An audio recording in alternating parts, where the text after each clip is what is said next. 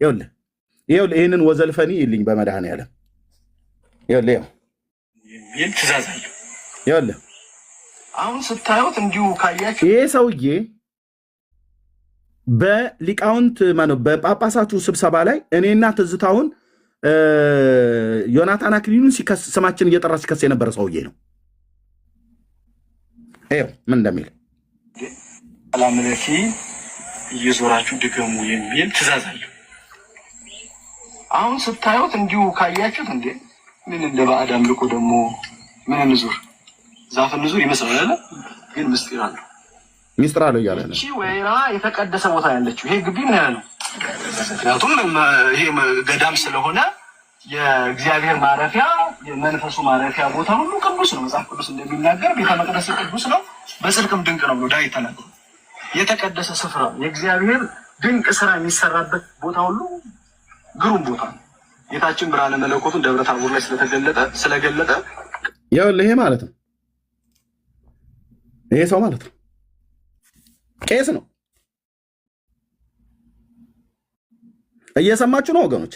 ቄስ ነው የሚሰብከው የወይራን ዛፍ ነው። ስገዱ፣ ክብርና አምልኮ፣ ስግደት፣ ምስጋና ይገባታል እቺ የወይራ ዛፍ በረከቷ ይደርባችሁና እቅፍ አርጊያት እስኪ እናት ሂጂንም በያት እያለ እዚህ መጣና በዚች ቅድስት ቤተክርስቲያን ጥላ ስር መሆን በእውነት እያለ ደግሞ ይሄዳል ማለት ነው። ሲያበሽቀን ሲያደርቀን ይውላል። እዚህ እኛ ጋር ሲመጡ ያለ አንድዬ ያለ መድዬ ማን መድኃኒት የለም ይልሃል። እዛ ሲሄድ ግን የወይራ ዛፍ ይሰብክልሃል። ይሄ ጉሁሊያን ማለት ነው።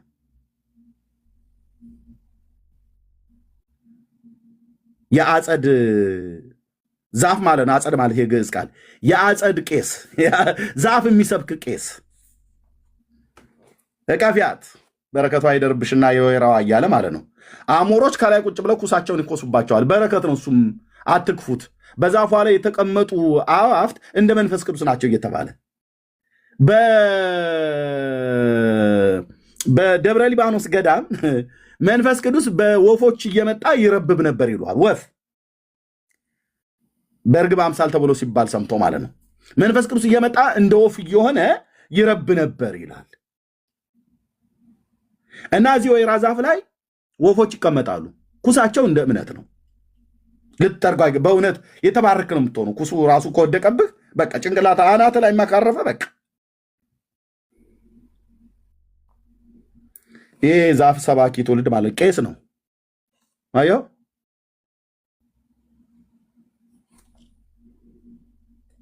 ጴጥሮስ ተራራው ምን አለው? ቅዱስ ከቅዱሱ ተራራ ከገናናው ክብር የአባቱን ስም ሰጥተናል። ተራራው ቅዱስ የሆነው ጌታችን ብርሃነ መለኮቱን ስለገለጠ ነው። ይሄ ቦታ ቅዱስ የሆነው ጻድቁም ስላሉት ነው፣ ስለረገጡት ነው። አየው መካን ይቀድስ ለሰው ሰው ይቀድስ ለመካን ይላል። የቱ ጋር መካን ይቀድስ ለሰብ ሰብ ይቀድስ ለመካን የቱ ጋር ቦታ ሰውን ይቀድሳል ሰውን ቦታን ይቀድሳል ብሎ ያለው የቱ ጋር ነው የተጻፈው? ማንም የሚጠይቅ የለም። ማንም እነዚህ ምንም የሚያውቁ ምንም ንጹህ ወረቀት ኢትዮጵያውያን ወገኖቻችን ይኸው በግርምት ነው የምታየው። በጣም ትልቅ ሚስጥር የተናገረ መስሏት ለዛፍ እንዲሰግዱ ነው ይሄን አልብሮ የሚያደርገው። እና ሰይጣን ምን ያደርጋል? ሰይጣን አሁን ጥርሱን አግጥጦ አይኑን አፍጥጦ እያስፈራራ ካልገበርክልኝ እያለ እዛ አይመጣም። እሱ የሚልበት የሆነ መካደሚያ ቦታ አለው። እዚህ ደግሞ ሲመጣ ቀስ ብሎ መንፈሳዊ አስመስሎ ዛፏ በዚህ ቤተክርስቲያን ቅጥር ውስጥ ነው የተገኘችው። እቺ ዛፍ ጻድቁ መጥተው ስለተቀመጡባት እና ስለረገጧት እዚህ ቁጭ ብለው ጸሎተ እግዝእትነ ማርያም ይደግሙባት ስለነበር እና በረከቷ በህዝበ ምዕመናኑ ላይ ሁሉ እንዲሆን አባታችን በዚህ ዛፍ ስር የተገባላቸው ቃል ኪዳን አለ ብሎ ዛፍ ይሰብክልሃል ማለት ነው። ስለዚህ ለዛፉ ኦርቶዶክሳውያን ሲሰግዱ በእጅ አዙር ለማሰገዱ ማለት ነው ለሰይጣን ሰላምታ ይገባሻል እመቤታችን ብሎ ማለት ነው። አንተ ማን ነው ጥርስ አመስጋኛ ያደረገ? ሰላም ለአስናኒከ እያልክ ማለት ነው። ሰላም ለዝክረ ስብኬ ሐዋዝ እምነ ከልበኒ ወቁስ ወእምነ ሰለበት ሙስ። ማን ነው በል ያለህ? ማን ነው በል ያለህ? ፍጡርን አንተ በዚህ ነው ያልክ ከዓለም እኮ የተጎረ እነ ነዋይ ደበበ ፀጉሯና ዳሌዋ መቀመጫዋ ጡቷ ምናምን ነገር እያሉ ሴቶችን በሚያሞጋግሱበት እዚህ ደግሞ መጥቶ እኛ ፍቅራችንን ስንገልጥ ነው ብሎ ይላል። ኦ ነው ኦኬ። ስለ ማርያም የአካል ክፍሏን እየጠራ ነው አይደለ ፍቅርህን የምትገልጠው ምን ነው ታዲያ ግማሹን የአካል ክፍሏን ጠርታችሁ ግማሹን ተዋችሁት ለምን ሙሉ በሙሉ አጠሩ ከልጅ ልጅ ቢለዩ ዓመትም አይቆዩ ተብሎ እንደተባለ ለምን ደግሞ ሙሉ በሙሉ ጠርታችሁ ማታመሰግኑት የአካል ብልቷን ኩላሊቷን ሁሉ ሰላም ለኩላሊት ይክሙ እየተባለ ለስላሴ ሁሉ ማለት ነው ታዲያ ሌላውን አካል ጠርታችሁ አንዱን ጥየሌናውን እንጥልጥያ ይሆንባችሁ ማን ነው አንተ ፍቅርህን ለመግለጥ ለኩላሊትሽ ለጨጓራሽ ለአንጀትሽ ለትልቁ አንጀትሽ ለቀጭኑ አንጀትሽ እያልክ ማን ነው በል ያለ ከየት ነው የተማራችሁት ወረከኛ ከየት ነው የተማራችሁት ከየትኞቹ ሐዋርያት እኛ እኮ ጌታችን ኢየሱስ ክርስቶስን ስናመሰግነው ከራስ ፀጉሩ ጀምረን ነው ይላል ኢየሱስ ፀጉሬን አመስግነኝ አለ እንዴ አመስግንልኝ አለ እንዴ እውነትህን ነው ጥፍሩን ሁሉ ጭምር ሳይቀርም እናመሰግነው አለ ጥፍሬን አመስግነው አለ እንዴ እንደኛ ሰው ስለነበረ ጌታዬ ጥፍሮቹ ያድጋሉ አዎ አድገው በ33 ዓመት ዕድሜ ውስጥ ስንት ጊዜ እንደቆረጠው እርግጠኛ ነኝ እና እየቆረጠ ለጣለው ጥፍሩ እሱን አመስግን ብሎ ማን ያለ ሲጀምር ፍቅራችን እስከዚህ ድረስ ነው የምንገልጥለት ብሎ ይላል እውነትህን ነው አዎ ለዚህ ነው ፍቅራችሁን ጥፍሩ ድረስ አመስግናችሁ ለዚህ ነው ኢየሱስ ጌታ ነው ብለው የሚሉትን እኛ ላይ ድንጋይ የምትወረውሩት ፍቅራችሁን ቆንጆ አድርጋችሁ ገለጣችሁ ታዲያ ጥፍር አመስጋኝ ኢየሱስ ያድናል ብዬ ስለ ይድፋ የአባቴ አምላክ ብለህ ድንጋይ ወረወርክብኝ አንተ ነህ ወገኖቼ ላይ ጴንጤዎቹ ላይ ድንጋይ ወረወራችሁት እናንተ ናችሁ ታዲያ የፍቅር መግለጫ ጥፍርን ካመሰገንክ ለምንድን ነው ታዲያ ሙሉ በሙሉ ኢየሱስ ጌታ ነው ያድናል ወዶናል ብለህ ያሉትን ሰዎች ለምን ድንጋይ ወረወርክባቸው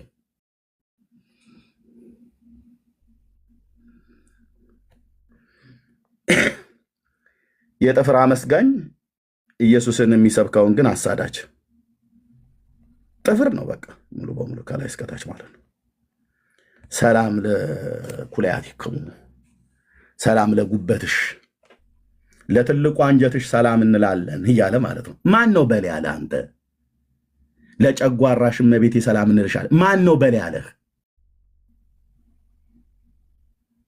ለምን ለመቀመጫው አሳላላችሁም ነውረኞች ማን ነው የጌታን እናት አንተ እንደዚህ አመስግን እንደዚህ ፍቅርን በዚህ ነው የምትገልጠው ይሄ እኮ ነው አይደበበ እኮ የሚያርጉት እኮ የነበረው ዘፋኞቹ ማለት ነው ዘፋኞቹ እንደሚያሉት የኢትዮጵያ ዘፋኞች ያዝ ጡቷን ነው እጇን ነው የምትሉት ምንድነው አለ አይደል ያዝ እጇን ዝገን ጉንጯን እያሉ ማለት ነው ዳሌዋን ወዙዛ በዛ በዚህ ስትል እያለ ማለት ነው አየ ምንድነው እንደዚህ የሚያስብለበት ወድጃት ይላል ሰውየው ይሄ እኮ ግልሙትና እኮ ነው ወንድሞች እናቶች ዳሪያስ ጋለሞታ ትውልድ ማለት ነው መራቀን ያዝረበረብ ከዓለም የበቀዳው ነገር አምጥተ እንደዚህ ብዬ እላታለሁ እንደዚህ ፍቅሬን የትኛው ሐዋርያት ናቸው ለጌታ እናት ለቅድስት ድንግል ማርያም ፍቅሯን ለመግለጥ ብለው እነ ጴጥሮስ ናቸው እንደ ጥፍርሽ ፀጉርሽ ሲሉ የነበሩት የለም ኢየሱስን እንኳን ጥፍር ፀጉር እንኳን ብለው አላሉትም ተወደኛለህ የሆነ ልጅ ስምዖን ጴጥሮስ ብሎታል አዎ እንግዲያው ከወደድከኝ በጎቼን ጠብቅ ነው ያለው ተወደኛለህ ኤርምያስ አዎ የሚወደኝ ቢኖር ቃሌን ይጠብቃል ነው ያለው የሚወደኝ ቢኖር ቃሌን ይጠብቃል አባቴም ይወደዋል ወደ እርሱ እንመጣለን በእሱ ዘንድ መኖሪያ እናደርጋለን ነው ያለው የሚወደኝ ቢኖር ጥፍሬን ያመሰግንልኛል አላለም ሰይጣን ሲጫወትበት እዚህ ድረስ ያመጣል ያውም እኮ የጌታ ኢየሱስ ክርስቶስ ጥፍሩ ቢመሰገን እንደው ባልከፋ ምኑም የሚወድቅ ነገር ስለሌለ ከጌታዬ ማለት ነው አንተ እኮ የኢየሱስን ጥፍር ባመሰገንክበት የዘራ ብሩክንም ጥፍር ደግሞ ታመሰግንበታለህ በኢየሱስ ጥፍር ያመነ 22 ትውልዱ ይድናል አይልም በዘራ ብሩክ ግን ጥፍር ያመነ ግን 22 ትውልዱ ይድናል ተብሎ ተጽፏል ቤተክርስቲያን ከእንዲህ አይነት ህይወት ውስጥ እኮ ነው ጌታ አላቆን ያመጣን አንተዬ ከእንዲህ አይነት ህይወት ውስጥ እኮ ማለት ነው ከእንዲህ አይነት የዘላለም እስራት ሰይጣን በእውርነት መጥቶን ይቅርታታችን በስተት ነው ቴዲ የላከልኝ መስሎኝ በስተት ነው ሶሪ ከእንዲህ አይነት እስራት እኮ ነው ያወጣን እግዚአብሔር ልጅ ማረፍ በኢየሱስ ቴዲ ማረፍ በኢየሱስ ተዘሎ መቀመጥ በኢየሱስ ኢየሱስ የሚወደኝ ቢኖር ቃሌን ይጠብቃል ነው ያለው።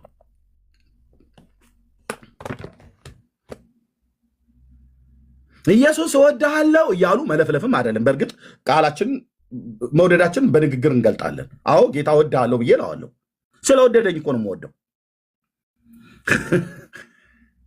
ግን የሚወደኝ ቢኖር ቃሌን ይጠብቃል ነው ያለው። ጌታን መውደዳችንን ከምናሳውቅበት ነገር አንዱ ለመውደዳችን ለፍቅሬ መግለጫ ቢሆን አደል ብሎ ላልዬ ዶክተር ላሊ ዳግዬ ወንድሜ ሊሊ ወንድሜ ዘመረው። ለፍቅሬ መግለጫ ቢሆን ሽቶዬን ሰበርኩት ከፊትህ ያለህን ነገር ለጌታ ለኢየሱስ ክርስቶስ ታስገዛ ማለት ነው። ስትሰጠው ማለት ነው። ራሴን ሰውነቴን ሰጣለሁ ብላ እንዳልሽ ሊልሻ ማለት ነው። አየህ ቃሉ ቅዱስ ቃሉ እንደሚል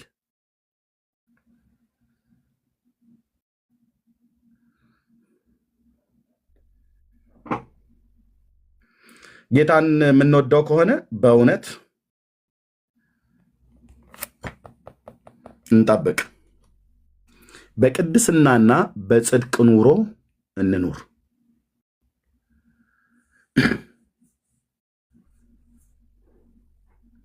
ኦኬ እንኑር። መሰረቱ ቅዱስ ቃላችን ነው። አዳኛችን ጌታችን ኢየሱስ ነው። ርስታችን መንግስተ ሰማያት ነው። ይሄ መጽሐፍ በሙሉ የሚያወራው ስለ እግዚአብሔር ልጅ ነው፣ ስለ ኢየሱስ ክርስቶስ፣ ስለ እግዚአብሔር ነው። ሰዎችን እንኳን ማርያምን፣ አብርሃምን፣ ይስሐቅን፣ ያዕቆብን እንኳን ቢጠራ እግዚአብሔር በዘመናት መካከል ትውልድ ስላለው እሱ ስራውን ሲሰራ በዘመናት መካከል ራሱን ያለ ምስክር ስለማይተው ምስክሮች እንዲሆኑ የገቡ ሰዎች ናቸው። የማርያም ስም እዚህ ውስጥ ተደጋግሞ የተጻፈው አዳኝ ስለሆነች አይደለም። የዳዊት ስም ተደጋግሞ የተጻፈው አዳኝ ስለሆነ አይደለም። ዳር ትይዛለህ ብዬ ስልህ የሙሴ ስም እዚህ ደጋግሞ ተጽፏል። ብራዘር ከማናቸውም ቅዱሳን ይልቅ የአብርሃም ዘር በብሉይ ኪዳንም የአብርሃም ስም በብሉይ ኪዳን በአዲስ ኪዳን እንደ ጉድ ነው የተጻፈው። አብርሃም የሚባለው አባት ማርያም ብሎ ከሚለው ስም በላይ የአብርሃም ስም ይበልጣል መጽሐፍ ቅዱስ ውስጥ። ልብ በሉ። ማርያም ብሎ የሚለውን ሰርች አድርገው። ያውም የጌታ እናት 5 እና 6 ቦታ ነው ምናልባት አዲስ ኪዳን ላይ የምታገኘው ማለት ነው። እንደው ቢበዛ 50 ጊዜ ምናምን ነገር በላይ እናቱ ብሎ የሚለውን አብረን ተጨመረም ማለት ነው። ሌሎች ማርያሞችም አሉ፣ ወደ 7 የሚሆኑ ማርያሞች ከሙሴት ከማርያም ጀምሮ። አብርሃም ብሎ የሚለውን ስም ብሉይ ኪዳን ላይ ብቻ ፈልገው ስንት እንደሆነ ብዛቱ። ሙሴ የሚል ስም ስንት ጊዜ እንደተጻፈ ፈልግ። ዳዊት የሚል ስም ስንት ጊዜ እንደተጻፈ ፈልግ። ብራዘር ትደክማለህ አልኩ። ቁጥሩ ኢትዮጵያ 43 ጊዜ የተጻፈች መጽሐፍ ቅዱስ ላይ ስሟ 43 ጊዜ ተጽፏል ይለኛል። ግብፅ ትበልጠናለች የመጽሐፍ ቅዱስ ስሟ በመጽሐፍ። ሶሪያማ በጣም ነው የምትቦንሰን። ፍልስጤም በጣም ጢባ ጢቤ ነው የምትጫወትብን። የብዙ መጽሐፍ ከሆነ አንተ ፍልስጤም ብሎ የሚል ራስ ገዝ መጽሐፍ ቅዱስ ላይ ስንት ጊዜ ተጽፏል? ብዙ በተጻፈ ከሆነ ማለት ነው። ብዙ የተጻፈ ከሆነ እስራኤል ብሎ የሚለው ስም ከ1000 ምናምን ነገር በላይ ነው ምናምን ነገር ያህል ተጽፏል እዚህ መጽሐፍ ቅዱስ ውስጥ እስራኤል ብሎ የሚለው ስም ማለት ነው። 43 ጊዜ ስሟ የተጻፈ ብሎ ይላል።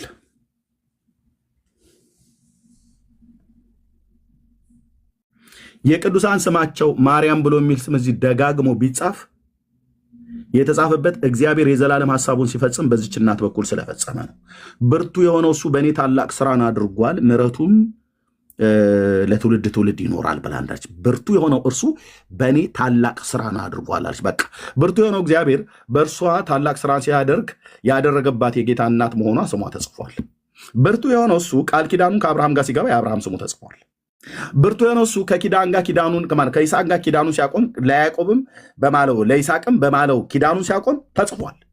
ያዕቆብ የሚባለው ስም እስራኤል ተብሎ እስኪቀየርለት ድረስ ተጽፏል። ኖህ ተጽፏል። ሄኖክ ተጽፏል።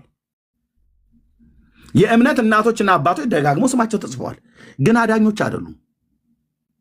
ማዳንም አይችሉም። ማዳን የሳራ አይደለም። ማዳን የአብርሃም አይደለም። ማዳን የይስሐቅ አይደለም። ማዳን የጌታ እናት የማርያም አይደለም። ማዳን የኪሩቤልና የሱራፌልም አይደለም። ማዳን የሚካኤልና የገብርኤልም አይደለም። ቁርጥህን ወቅ። ማዳን የሙሴ አይደለም። ማዳን የኤልያስ በእሳት ሰረገላ የተነጠቀውም አይደለም። ማዳን እንደ ልቤ የተባለው የዳዊትም አይደለም። ማዳን ኪዳኑን ያቆመላቸው እነዚህ 3 ርዕሰ አበው የሚባሉት የአብርሃም የይስሐቅ የያዕቆብም አይደለም። ማዳን የማን ነው? የእግዚአብሔር ነው። ማዳን ማነው? የበጉ ነው። ተው እንጂ ማዳን አይደለም። ማዳን እግዚአብሔር ነው። ማዳን የሳራ አይደለም። አንተ ማርያም ትላለህ እንዴ?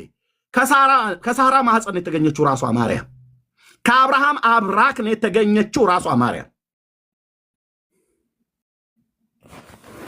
የትኞቹንም ነቢያት ጥራ፣ ራሷ የጌታችን እናትን ጥራ። በሙሉ ሰብስብ ብራዘር።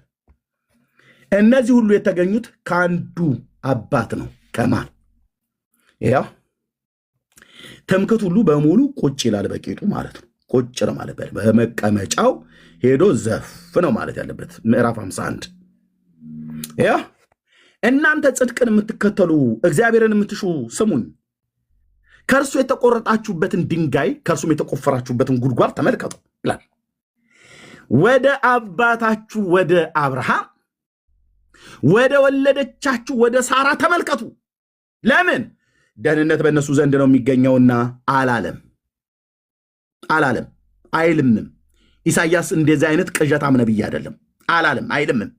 መንፈስ ቅዱስን ያናገረው ወደ አባታችሁ ወደ አብርሃም ወደ ወለደቻችሁ ወደ ሳራ ተመልከቱ። ወደ ሰው መመልከት ቢሆን ኖሮ ወደ ሰው ተመልክተን ደህንነትን ብናገኝ ኖሮ ወደ ሳራና ወደ አብርሃም ተመልከቱ ያለው እግዚአብሔር በነቢዩ በኢሳይያስ በኩል እግዚአብሔር ነበር።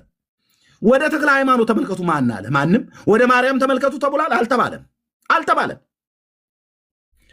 እዚህ ጋር ተመልከቱ እንኳን ብሎ ሲል ለምንድነው ተመልከቱ ብሎ ያለው? አንድ ብቻውን በሆነ ጊዜ ጠራሁት ይላል። ማንን? አብርሃምን ማለት ነው። ከእናታችን ከሳራ ጋር ጠራሁት ሽማግሌውን። የ75 ዓመት ሰው በነበረበት ሳለ ጠራሁት፣ ከዛስ ባረኩትም፣ ከዛስ አበዛሁትም ይላል።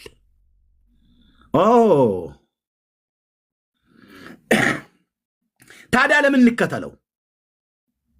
ወደ እሱ ለምን እንመልከት? የእምነት አባት ስለሆነ ማለት ነው። ፍለጋውን እንድንከተል ከኡር ከለዳውያን ምድር ከእናትና ከአባት ከዘመዶች ቤት ተለይተው ውጣ ብሎ ሲለው ወጣ። ወዴት እንደሚሄድ ሳያውቅ ወጣ ይላል እስጢፋኖስ ሲናገረው በምዕራፍ 7 ሐዋርያት ሥራ ላይ። እኔ ወደማሳይ ምድር ና ብሎ አለው ዘፍጥረት ላይ። እስጢፋኖስ ደግሞ ወዴት እንደሚሄድ ሳያውቅ ወጣ ይላል። ታውቃለህ? ምን አይነት መታመን ነው!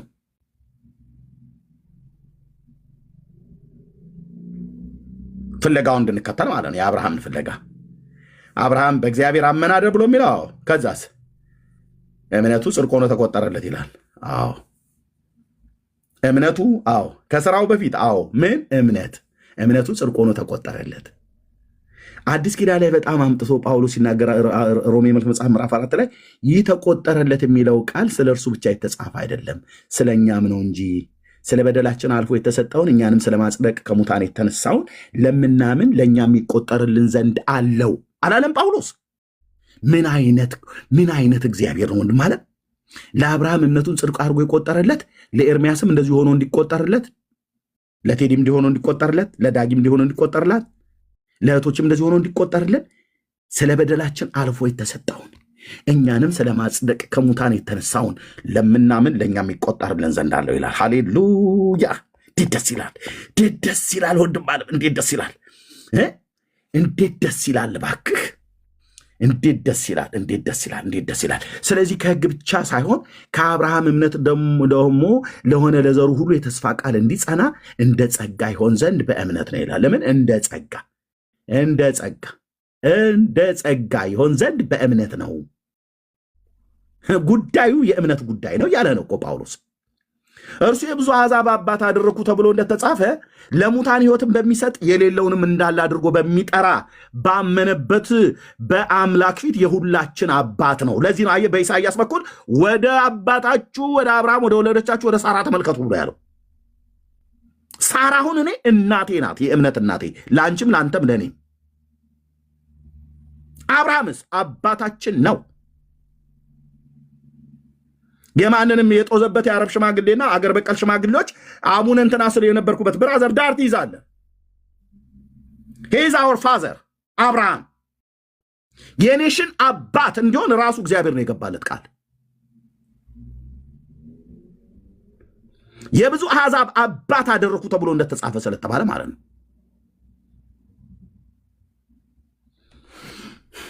ዘርህ እንዲሁ ሊሆን ነው እንደተባለ ተስፋ ባልሆኑ ጊዜ የብዙ አሕዛብ አባት እንዲሆን ከሚማጅኑ ወንድሞች ናቶች የብዙ አሕዛብ አባት እንዲሆን ተስፋ ይዞ አመነ። ምንድን ነው አመነ? እምነት በማመን ምናምን ነገር አመነ። ባመነበት እንዲያምን በእምነት በኩል የ100 ዓመትም ሽማግሌ በሆነ ጊዜ እንደ ምውት የሆነውን የራሱን ሥጋና የሳራን ማኅፀን ምውት መሆኑን ምውት ብሎ የግዕዝ ቃል ነው። ብራዘር ግራ ሲያጋቡ አሁን ይህንን ምውት ማለት የሞተ መሆኑን ነው መባል ያለበት። የሞተ ግራ ለማጋባት አየህ፣ ሊቃውንቱ ካልፈቱት በስተቀር ምውት ማለት የሞተ ማለት ነው።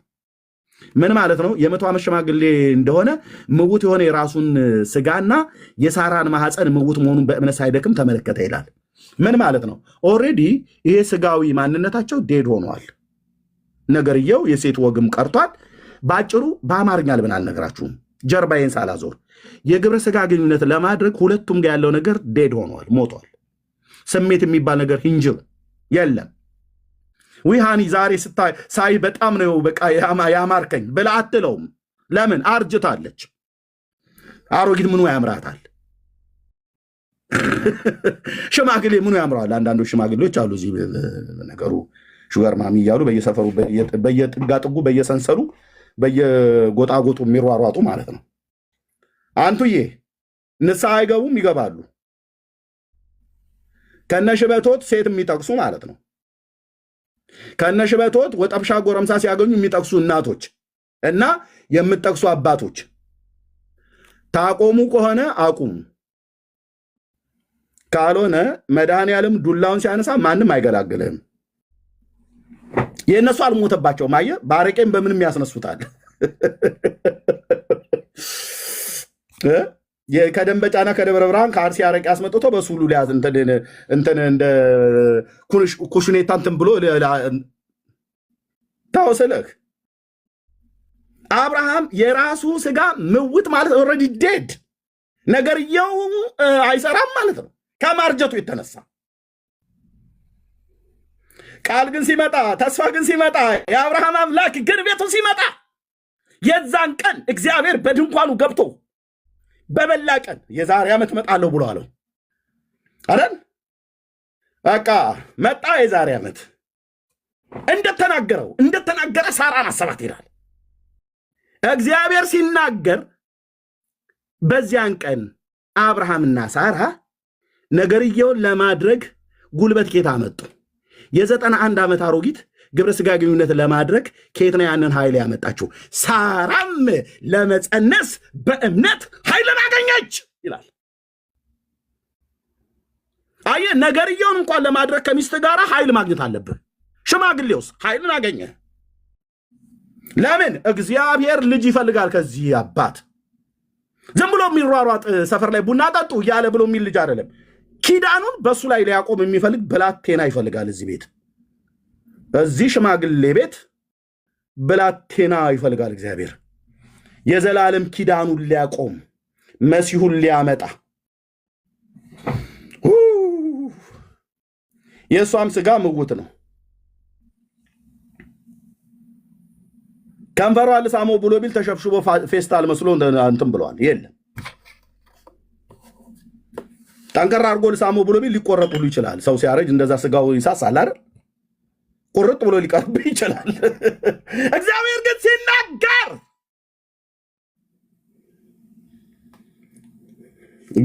ሲናገር አንተ የሟሸሸው ጡቷ ብድግ ብሎ ወተት ለይስሐቅ ለማጋት ኃይልን አገኘች።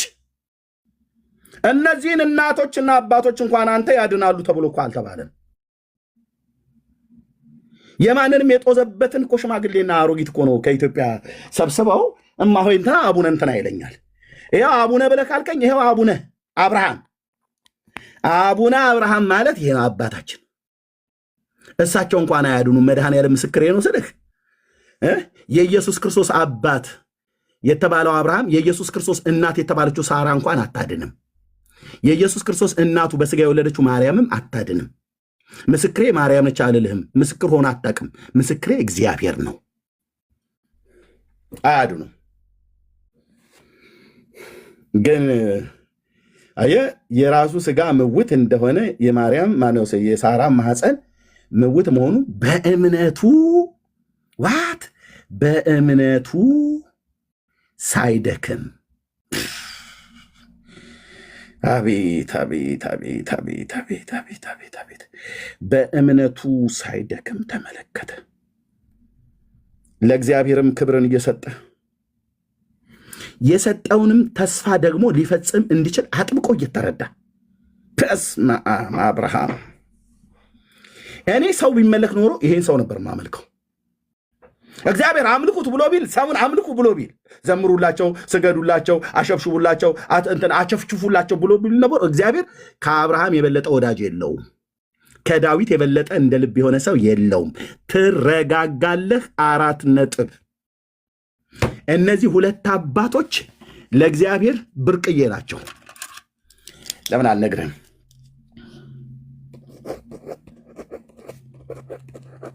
እና ኦኬ ትረጋጋለህ። እና አቡነ ተክለ ሃይማኖት 0 ነው የምትገባው። አቡነ ጦና፣ አቡነ ዘበርጋ፣ አቡነ ምናምን ነገር በሙሉ 0። እነዚህ 2 አባቶች ለእግዚአብሔር ብርቅዬ ናቸው አልኩ። ወዳጁ ነው። ወዳጅ ማለት ደግሞ ዝም ብሎ ወዳጅ መሰለህ እንዴ? በፍጥረት ዓለም ውስጥ ማንም ያላደረገውን ለእግዚአብሔር ያደረገ ልጁን መስዋዕት ይሆን ዘንድ ሊሰዋ የሄደ የእምነት ጀግና አባት ነው። ሰውን ብናመልክ ኖሮ ይህንን አባት ነበረ እግዚአብሔር አምልኩ ብሎ የሚለው። እንደ ልቤ የተባለው ዳዊትን ነበር። ሁለቱንም እግዚአብሔር በምን ያህል እንዳከበራቸው ማቴዎስ ይንገረን አይደል? ማቴዎስ ቴንኪው የኛ ሐዋርያ ወንጌላዊው ማቴዎስ የዳዊት ልጅ ማን ነው? ኢየሱስ። የአብርሃም ልጅ ማን ነው? የኢየሱስ ክርስቶስ ትውልድ መጽሐፍ። የማን ልጅና የማን ልጅ ነው? የዳዊት ልጅ የአብርሃም ልጅ። ለምን ከዳዊት ጀመረ? የአብርሃም የመጀመሪያው ኪዳኑን የተቀበለው ዘፍጥረት መጽሐፍ ምዕራፍ 18 ላይ 22:18 ላይ አብርሃም ስለሆነ ዳዊትስ በኋላ ከአብርሃም በኋላ ላይ እሱ ነው የተቀበለው የመጨረሻው ኪዳኑ። በዚህ እነዚህ 2 አባቶች እግዚአብሔር በስጋ ተወልዶ እግዚአብሔር በስጋ ልጃቸው ሆኖ ተጠራ። ምን? እግዚአብሔር በስጋ የዳዊት ልጅ ሆነ፣ እግዚአብሔር በስጋ የአብርሃም ልጅ ሆነ። ዋት? እግዚአብሔር በስጋ ስለተወለደ ለእግዚአብሔር በስጋ ለተወለደው ለእግዚአብሔር አብርሃም የአብርሃም አምላክ የአብርሃም ልጅ ተብሎ ተጠራ። የዳዊት አምላክ የዳዊት ልጅ ተብሎ ተጠራ። ብርቅዬ አባቶች ናቸው።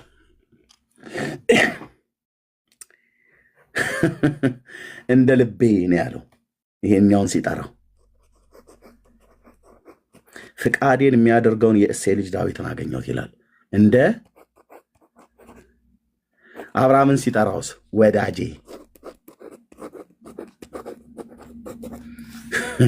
እኔ እናንተ ያገኘኑን ጎረምሳ ሁሉ በየሰፈር ላይ ወዳጄ ብለን እንደምንጠራው አይደለም። ወዳጅ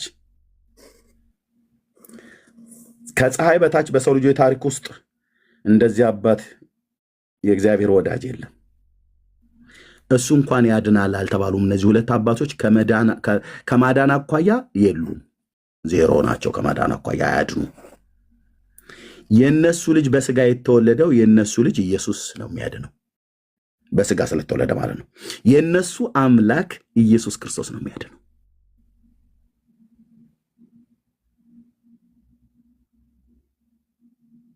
እኛ እኮ አንተ ምድራችን ላይ እኮ የተሰበከ የእርግማን እኮ ወንጌል ብለህ አትለው። ምን የእርግማን ተረት ማለት ነው።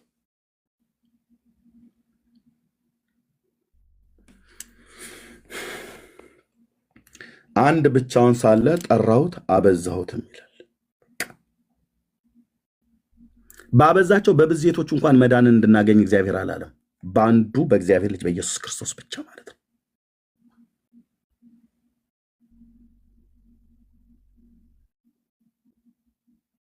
ታዲያ አብርሃምን ለቀቅ፣ ኢየሱስን ጠበቅ።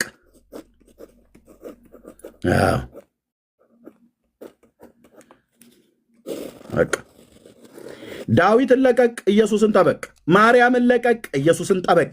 ጳውሎስን ለቀቅ፣ ኢየሱስን ጠበቅ። ሚካኤልን ለቀቅ፣ ኢየሱስን ጠበቅ። ተክለ ሃይማኖት ምናምን ብለህ የምትላቸው ማነሱ ከቁጥር የማይቆጠሩ ለቀቅ። ኤልያስን ለቀቅ፣ ኢየሱስን ጠበቅ። ሙሴን ለቀቅ፣ ኢየሱስን ጠበቅ። ኢሳይያስ፣ ኤርሚያስ፣ ሕዝቅኤል፣ ሄኖክ ማናቸውን በል ለቀቅ፣ ኢየሱስን ጠበቅ። ትኩረት ኢየሱስ ላይ አለቅ። ታዲያ እነዚህን አባቶች እንኳን አንተ ለድህነቴ እንኳን አልተሰጡኝም እኮ። የዳዊትን ስም የሚጠራ በእውነት 35 ትውልዱን እምራለሁ ብሎ ጌታ አንድ ቃል ኪዳን አልገባም። አንድ ዳዊት ስምህን የጠራ ልጁን ዳዊት ብሎ የጠራ ሰው አቡነ ኪሮስ ብሎ የጠራ መንግስተ ሰማያት ይገባል ብለው እንደሚቀልዱት ቀልደኞች ማለት ነው። ኪሮስ ብሎ ያለ ትናንትና ያከበሩት ቂርቆስ ነው ብሎ የሚሉት ስሙን ቂርቆስ ብሎ አይደለም፣ ቂርቆስ አይደል፣ ጨርቆስ አይደለም፣ ቂርቆስ ብሎ መጥራት አይደለም ይላል። ቂ ብቻ ብሎ የጠራ ይድናል ይላል። ቂን ቃ ብለህ ብትጠራ አይሆንም።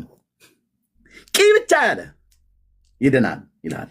እንዲህ አይነት ወዥባራ ወንጌል ምድራችን ላይ ወንጌል ነው ብለህ የምትለው አሁን የምንደው ብለህ የምትለው ቂ ቃ ቆ ቅ ሰይጣን እስከዚህ ድረስ የሚጫወትብህ ቂ ብለህ ቃል ትድናለህ ይላል። አንድ ኦርቶዶክስ ተነስቶ ቂ ነው ማለት ያለበት። ቂ ሲል እኛ ቂል እንልሃለን። ቂላቂል ሰይጣን ቂ ቷ ቋ ፏ ቿ በል ይልሃል። ሰይጣን ሲጫወትብህ ማለት ነው። መጽሐፉ ኢየሱስ የጌታን ስም ይጠራ ይድናል ይልሃል። እዚህ አንተ ቂ ዛሬ 19 ነው ሊቀሙ አይደለም አይደል? ደረሰ እንዴ? የዓመቱ ነው የወሩ ነው ጨርቆስ ነው ከእናቱ ጋር ከየሉጣ ወሞ እየሉጣ። ስለዚህ ቂ በሉ እኮ ተብሏል። ቂ ይህንን አሁን እኔ መንፈሴን አጣበሳችሁት። በመድኃኔዓለም ነው እኮ ብዬ የምልህ እኔ ወንድሞች እናቶች ቂ ብለህ ስትጠራ ትድናለህ ይላል መጽሐፍ። የኦርቶዶክስ ስብከቷ አልፏል። ኧረ ለዘላለም አይምጣ። እዛው ባለፈ መቼ ያልፋል? እነሱ ትውልዱ ካላለፈ ምን መቼ ያልፋል ብለሽ ነው። ይመጣል። ያው በየወሩ ሊያደርቁን ሊያበሽቁን ማለት ነው።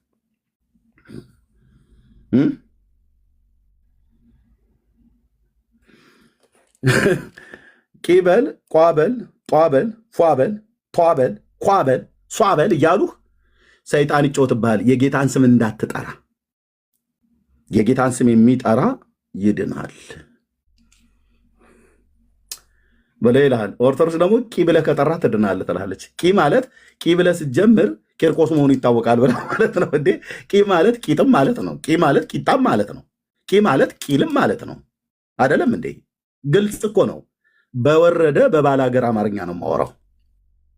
ቴንኪው ጌታ ይባርክ። ኤርምያስ እንደዚሁ እንደወረደ እደግመዋለሁ። ቂ ማለት ቂጥም ማለት ነው።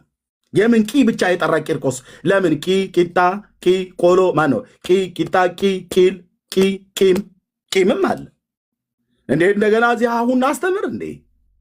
ቂ ብለህ ከጠራ በቃ ቂርቆስ መሆኑ ይታወቅልሃል። በመንፈሳዊው ዓለም ዋናው በኦርቶዶክስ ጥላ ስር መሆንህ ነው ብሎ ይልሃል። ይሄ ሻውራራ ትምህርት ማለት ነው።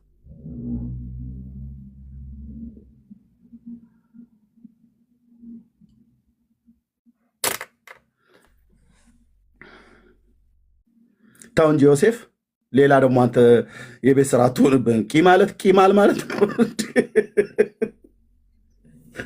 ቅ ነው ቀማል ቅ ነው።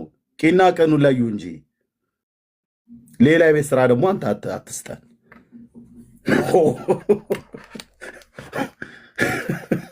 ወንድሞቼ ሰይጣን አውርድ።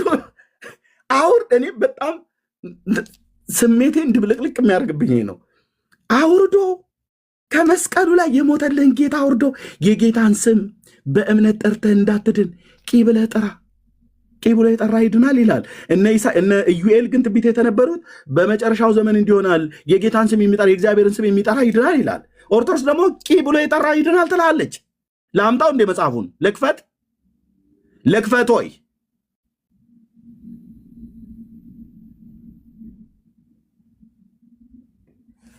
እንዴት ነው አባታችን? ይሄ ማለት እኮ ቂ ማለት አሁን ቂ ማለት ቂርቆስ መሆኑ በምን ይታወቃል ብለህ ስትል ዋናው በኦርቶዶክስ ጥላ ስር ስለሆንክ በዕለተ ቀኑ ጥራው እንጂ በዕለተ ቀኑ አሁን ለምሳሌ ቂ ብለህ ብትጠራ ቂርቆስ መሆኑ ይያዝልሃል ብላ ትላለች። ቂጣስ ሊሆን አይችልም ወይ በአንድምታ ትርጓሜ? ቂጥስ ሊሆን አይችልም ወይ በአንድምታ ትርጓሜ? የምን አንድምታ ትርጓሜ? በቀጥታ እንጂ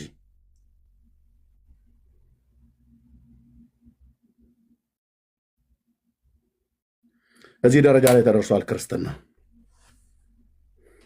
እና አብርሃም እግዚአብሔርን አምነው ነው የጸደቁት። እኛን ግን ቂ ብለህ ጠርተህ ትጸድቃለህ ትላለች። ለዚህ ህዝብ ታዲያ ወንጌል አይነገርም እንዴ?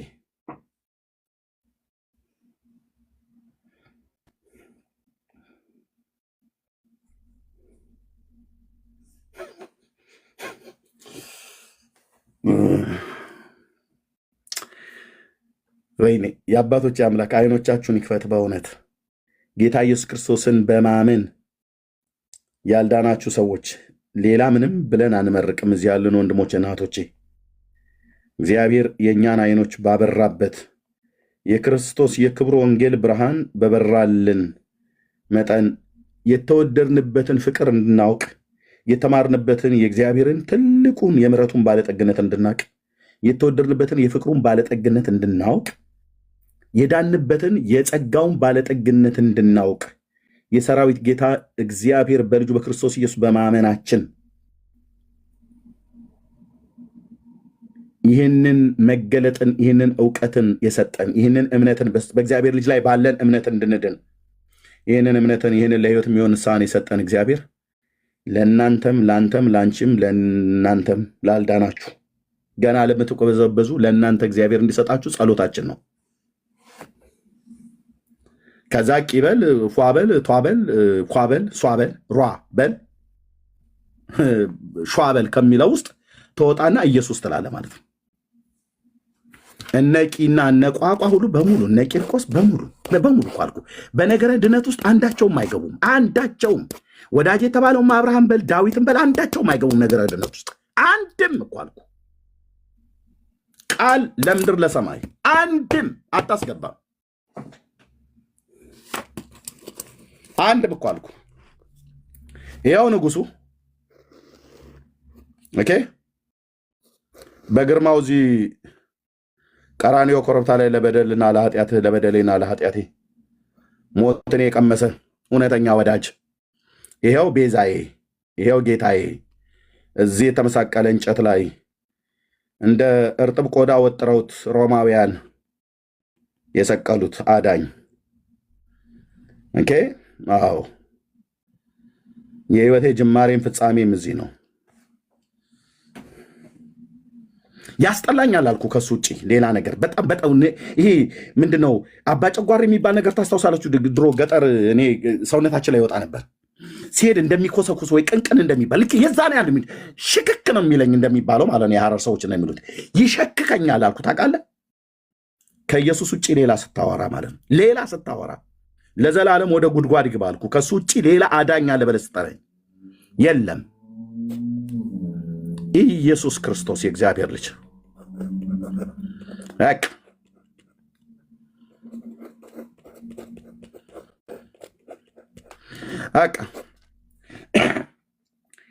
አብርሃም አልከኝ፣ እዚህ እሱ እግር ስር ተደፍቷል።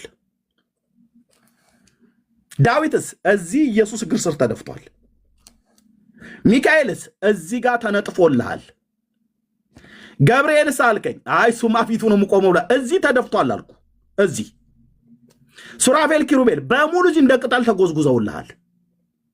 እልፍ አላፋት መላእክት በሙሉ እዚህ ነው ያሉት። እዚህ ከኢየሱስ እግር ስር 24ቱ ሽማግሌዎች እንዳለ እዚህ ነው የተነጠፉት ስልህ በሙሉ በሰማይና በምድር ያለ ፍጥረታት ሁሉ በሙሉ ራሷ ማርያም ጨምረ እዚህ ተደፍታላለች። ምናልባት እየነፈረቀች ነው እያለቀሰች ማለት ነው። እግዚአብሔር በእርሷ ብርቱ የሆነው እሱ በእኔ ታላቅ ስራን አድርጓል እያለች ስሙም ቅዱስ ነው እንዳለች ማለት ኢየሱስ እዚህ ተደፍታለች። እሱ ብቻ ነው ዙፋኑ ላይ ተቀማጭ የታረደ በግ መስሎ ማለት ነው። አለቀ። ዳር አስይዝልሃለሁ። እያንዳንዳቸውን አምጣ። አብርሃም አልከኝ፣ ማርያም አልከኝ፣ ሳራስ እዚህ አለች። እዚህ እሷም አብራ እነ ርብቃ እነ ልያ እዚህ ናቸው አሉት። ሳሙኤል አልከኝ እዚህ አለ። ዳዊት አልከኝ እዚህ ጋር አለ።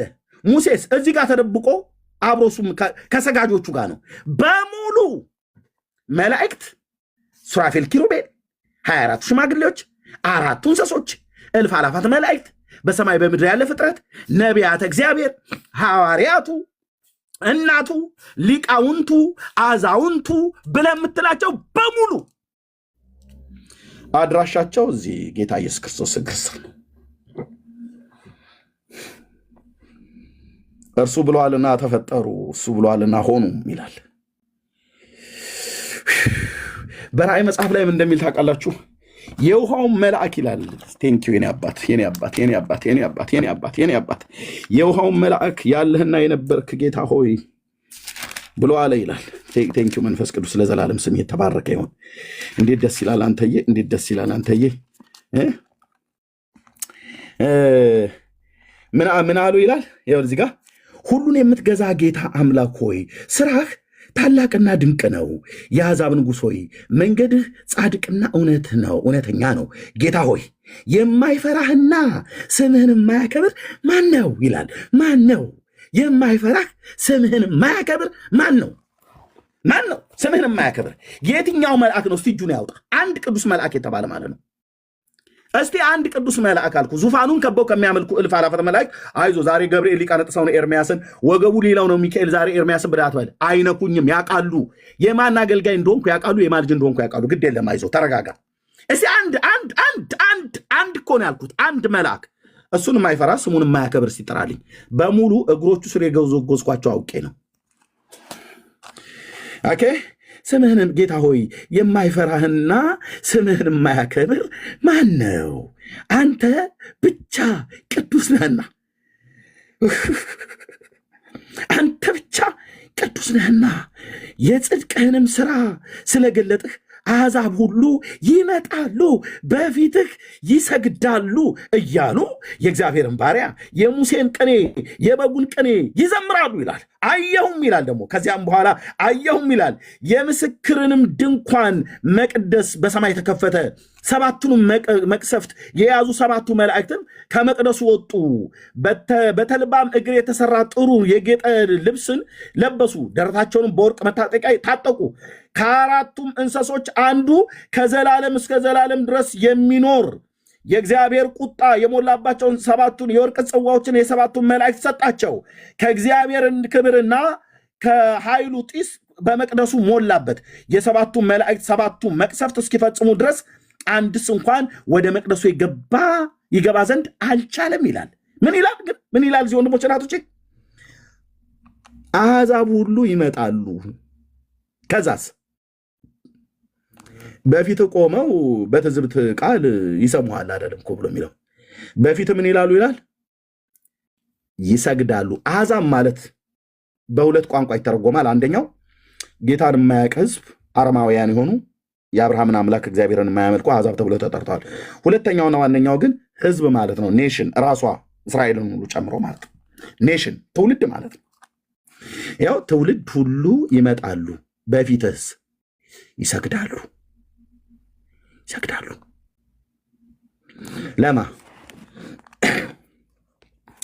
ለማን የሚሰግዱት? በፊቱ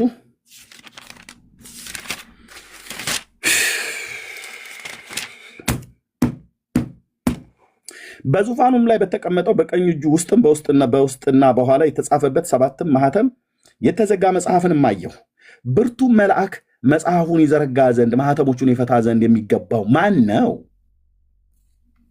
ብሎ በታላቅ ድምፅ ሲያውጅ አየሁ ይላል። እጁን ያወጣ የለም፣ እኔ ብሎ ያለ አንድ መልአክ የለም። አይገርምም? እኔ ያለው እንዴ እኔ ያለው አላለም። አብርሃም እዛ ጋር ነበር፣ እሱ አየሁ ይላል። ዮሐንስ በፍጥሞ ደሴት ላይ ሆኖ ነው ያየው። እንደ ልቤ የተባለ ዳዊት እንደ እኔ ያለው እኔ ምን መጽሐፉን ለመክፈት ማኅተሙን ለመፍታት ኧረ እኔ ያለው ጎልያድን የጣልኩ እኔ ያቅተኛል እንዴ አለው። ስላላየህ ነው ዮሐንስ እኔ ያለው ጥግ ላይ ሆኜ ነው ያላየኝ ብሎ ሊል አይችልም ዳዊት። አብርሃምም ሊል አይችልም። ሱራፌል ኪሩቤል የተባሉ መላእክት ክንፋቸውን እያማቱ አለን እኛ እንዴ ለእኛ ምን ተስኖ አላሉ ሊሉም አይችሉም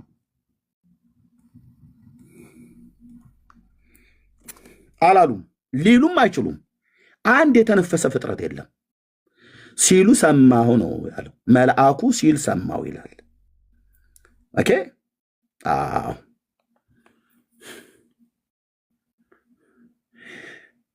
ብርቱ መልአክ ነው አዋጁን ያወጀው። መጽሐፉን ይዘረጋ ዘንድ ማህተሞቹን ይፈታ ዘንድ የሚገባው ማን ነው ብሎ በታላቅ ድምፅ ሲያውጅ አየው ይላል። ለአዋጁ ምላሽ የሰጠ ማንም የለም። በሰማይ እነዛ ሁሉ ፍጡራን ቅዱሳን መላእክት ጻድቃን አባቶች በተሰበሰቡበት ነው አዋጁ የተነገረው።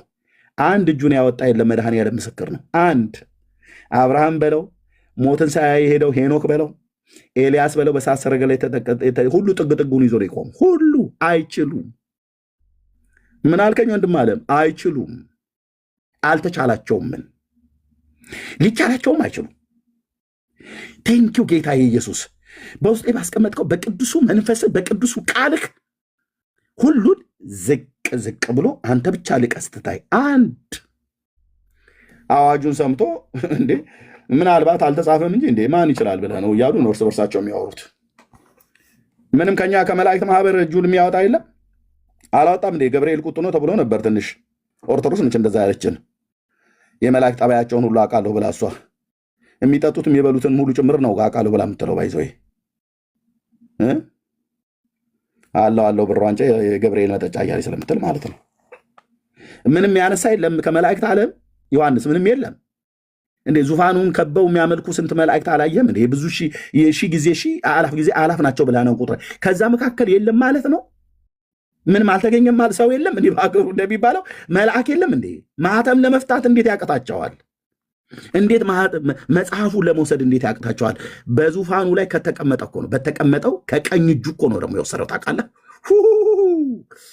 በዙፋኑ ላይ በተቀመጠው በቀኝ እጁ ውስጥ በውስጥና በኋላ የተጻፈበትን 7 ማህተም የተዘጋ መጽሐፍ አየሁ ይላል። ይህንን ዝም ብሎ ብራዘር ዝም ብሎ ማንም ፈሽፋሻ ሄዶ አይቀበልም።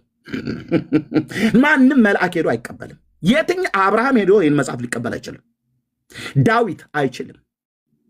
ሙሴ አይችልም። ኤልያስ ያቀናተኛው አይችልም።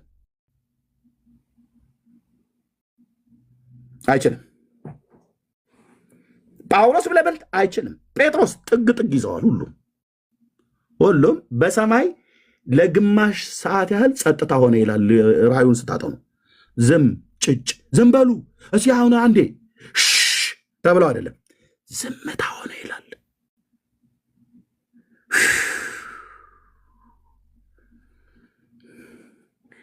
ዮሐንስ አዋጁን አይቶ እንዴት አንድ ጻድቅ እንኳን አይገኝም በመድኃኔዓለም?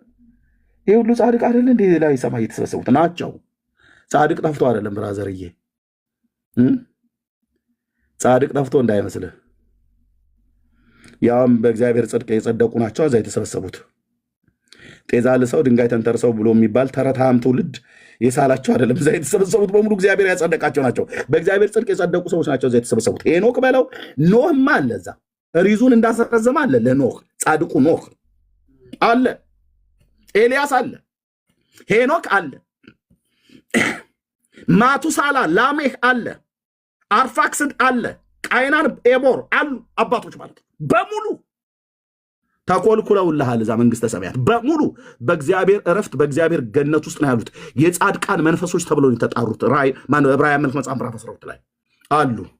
የፈለገ የጻድቃን መንፈሶች ይባሉ ጻድቅ ቢባሉ በክርስቶስ ኢየሱስ አምነው የተወደዱ ቢሆኑ እንደ ልቤ ቢባሉ ወዳጄ ቢባሉ መጥምቁ ዮሐንስም አለ። ከሴቶች የተወለደው ከመጥምቁ ዮሐንስ የሚበልጥ የለም የተባለው እሱም አለ።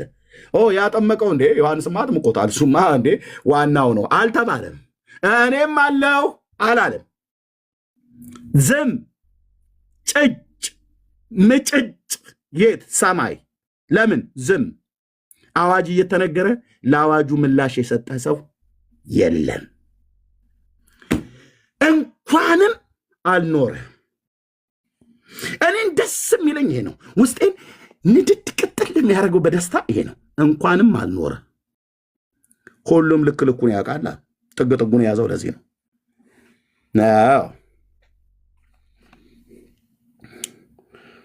ሲያውጅ አየሁ አለ። ከዛስ በሰማይ ጠፋ በምድር ምስኪ ይፈለግ ተብሎ በሰማይም ቢሆን በምድር ላይ ይሄ እዚህ ያለውን ኩቶ ትውልድ ማለት ነው። ማነሽ ነይ ቅጂ እዛም ላለ ቅጅለት ቅዳለት ብሎ ገና 2 ኩባያ ሲጠጣ የሴት ዳሌ እያየ የሐረር ሰንጋ ነጋዴ ይመስል በግራና በቀኝ ሴት ሲያገላብጥ የሚውል ወጠብሻ ጎረምሳና ሽማግሌ አይደለም። እነቂም እነቆም ማናቸውም የሉ። ከምድርም ተፈተሸ። ዮሐንስ ምን አለ? በሰማይም ቢሆን በምድርም ላይ ቢሆን ከምድር በታችም ቢሆን ከምድር በታች እንደው ያለ ፍጥረት ካለ ይፈልግ ነው ቢሆን መጽሐፉን ሊዘረጋ ወይንም ሊመለከተው ማንም አልተቻለውም ይላል። ቴንኪው እንዴ! ይሄኔ አንድ ሰው ተችሎት ቢሆን ኖሮ ብራዘር የዛን ሰውዬ ሃይማኖቱን ኦርቶዶክስ ተቀዳድማ የኔ እምነት ተከታይ ነው የምትለው። አዳም የኔ እምነት ተከታይ ነው አይደል የምትለው። ገና ሲወለድ ጀምሮ ግዕዝ ነበር ሲናገረው የነበረው ትላለች።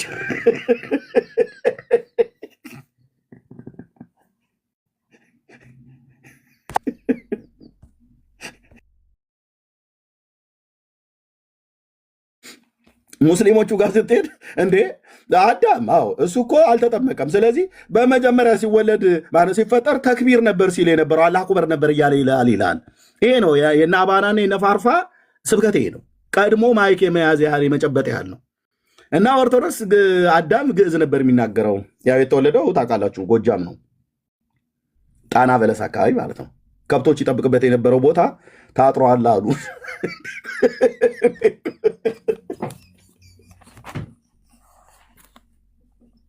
ወይኔ ጌታ! እኔ ቲክቶክ ላይ እኮ አይደለም ወንድሞቼ ናቶቼ፣ ልብሴን አውልቄ ሜዳ ለሜዳ እየሮጥኩ እኮ ጌታን ማመስገን አለብኝ።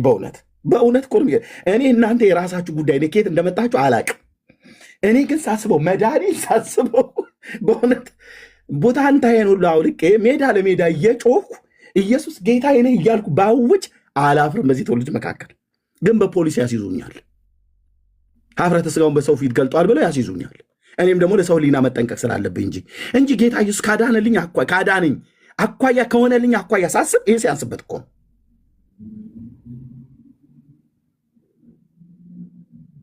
አንድም የለም ከሰው ልጆች መካከል ተፈለገ በሰማይም ቢሆን ወፍ የለም ዮሐንስ ቴንኪው ጌታዬ፣ ወፍ የለም እያለ ነው ዮሐንስ በዘመንኛው አማርኛ።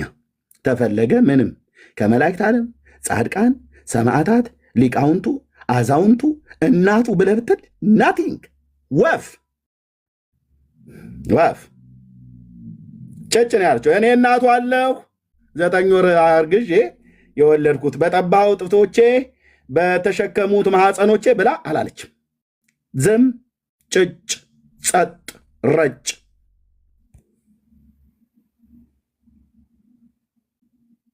ምን ይሻላል ታዲያ?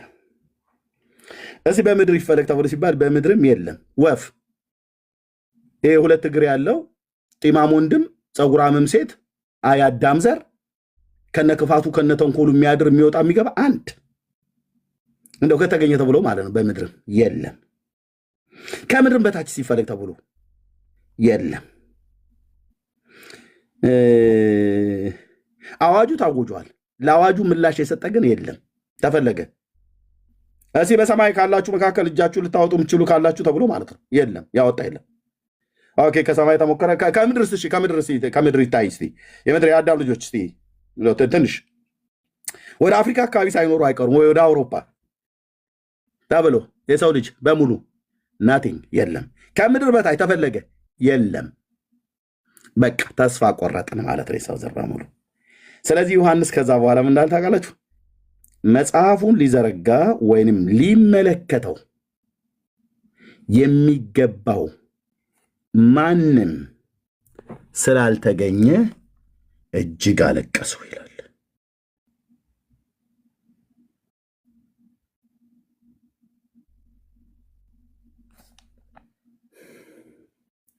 ዮሐንስ ተስፋ ቆርጦ በአዳም ልጆች አልቅሷል። አንድም የረባ ከዙፋኑ ላይ ከተቀመጠው መጽሐፉን ሊወስድ የሚችል የለም። በሙሉ አሹቅ የሆነ ትውልድ ነው አልኩ። በሙሉ አንተ፣ አንቺ፣ እኔ፣ እነንተና ብለህ የምትላቸው በሙሉ በክርስቶስ ኢየሱስ ነው ሰው የሆን ነው። ራሱ አብርሃም እንኳን ቢሆን እኮ በክርስቶስ ኢየሱስ ነው ብራዘር፣ በእግዚአብሔር ነው የከበሩት። አለቀሱ ይላል። በቃ ትክክል ነው ያደረገው ዮሐንስ። ታዲያ ምን ሊል ይችላል? አለቀሱ ይላል። ምን ያስለቅሳል ብለን ብንጠይቀው ምን ሰው አለ እንዴ? ኤርሚያስ ምን ሰው አለና? እኛም እኮ ብንሆን እኔ እንኳን ራሱ የጌታ ሐዋርያ ሆኜ ይህን መጽሐፍ ራሱ ዮሐንስ እንኳን ይህን መጽሐፍ ሊከፍተው አይችልም። ታውቃለህ? 5 መጽሐፍ የጻፈ ሐዋርያ፣ ራእዩንና 3 መልእክታትን ወንጌሉን የጻፈ ሐዋርያ አንተ ራስህ ለምን ኢየሱስ ደረት ስር ስትጠጋ አልነበር እንዴ? የዘብዴዎስ ልጅ ዮሐንስ ራእዩን የጻፍከው አንተ አይደለ እንዴ? የያዕቆብ ወንድም እንዴ? መረቦቻችሁን ጥላችሁ አባታችሁን ዘብዴዎስን ተሰናብታችሁ እዛ ገሊላ ባህር ላይ ተከተሉኝ ብሎ ሲል ዝም ብለህ የተከተልከው ይህን እንኳን መጽሐፍ እንድትከፍት እንኳን ስልጣን አልሰጠህም ማለት ነው? እና እንዴት ለዚህ እንኳን አንተ ያቅተሃል ብለህ ብትለው ደረት ስር የመጠጋት ጉዳይ አይደለም። አዎ ደረቱ ስር ተጠግቶ ነበር ጌታ ኢየሱስ ክርስቶስ የሚወደው፣ እሱም ደግሞ ጌታን የሚወደው ሐዋርያ ነው። ኦኬ። አዎ ዮሐንስ ማለት የፍቅር ሰው ነው የሚባለው። እንደው ለሱም አልተቻለም። 5 መጽሐፍ ጽፎ ለጌታ ደረት ስር ተጠግቶ ያወራ የነበረ የፍቅር ሐዋርያ የሚባለው አልቻለም። ሰማዩን ሲከፍተው ዝም ብሎ ቫኪዩም የሆነ ሰማይ አይደለም ያሳየው። የጻድቃንን መንፈሶች ሁሉ እግዚአብሔር አሳይቶታል። አባቶችን በሙሉ እዛ የተደረደሩት እንትና እጁን ያወጣ ይሆን? ሳሙኤል እጁን ያወጣ ይሆን? ሌው ቆይ ሌው እሱ ካላወጣ አብርሃም ሊያወጣ ይችላል። አብርሃም ቢዘለው ያው እንደው ቢያንስ ሙሴና ኤልያስ ዝም አይሉም። ይስሐቅንስ ቢሆን ልጠብቀው እያለ ተራ በተራ ቢያይ የለም አንድም የሚያወጣ አለው ብሎ ለአዋጁ ምላሽ የሰጠ የለም። ደስ ይለኛል እንኳንም አልኖረ። ዮሐንስ ግን ወደ ለቅሶ ገባ።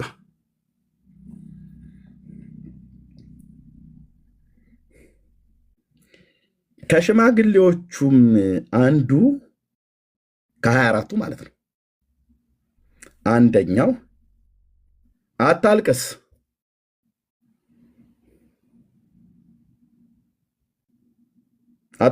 ዮሐንስ ለምን አላለቅስ ብለህ ነው? ከመላእክት ዓለም ተፈልጎ ታጣ። ሰማይ ላይ ያሉት እናቱም ብትሆን ይህን ነገር ምንም አይታ ዝም ነው ያለችው። መልአኩ ይህንን ያህል ታላቅ መልአክ አዋጅ ሲያውጅ ቢያንስ እንኳን እሷ 9 ወር የጸነሰችው ለምን ግን አታነሳም እጇን?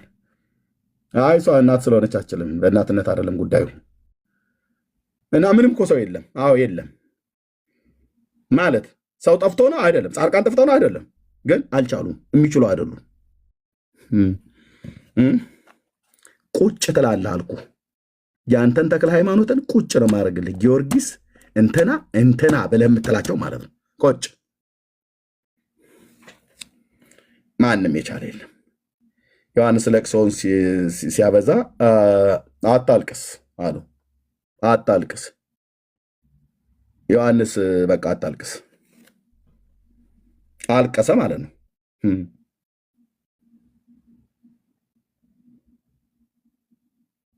አታልቅስ አለው። ለምን አላለቅስ? አታልቅስ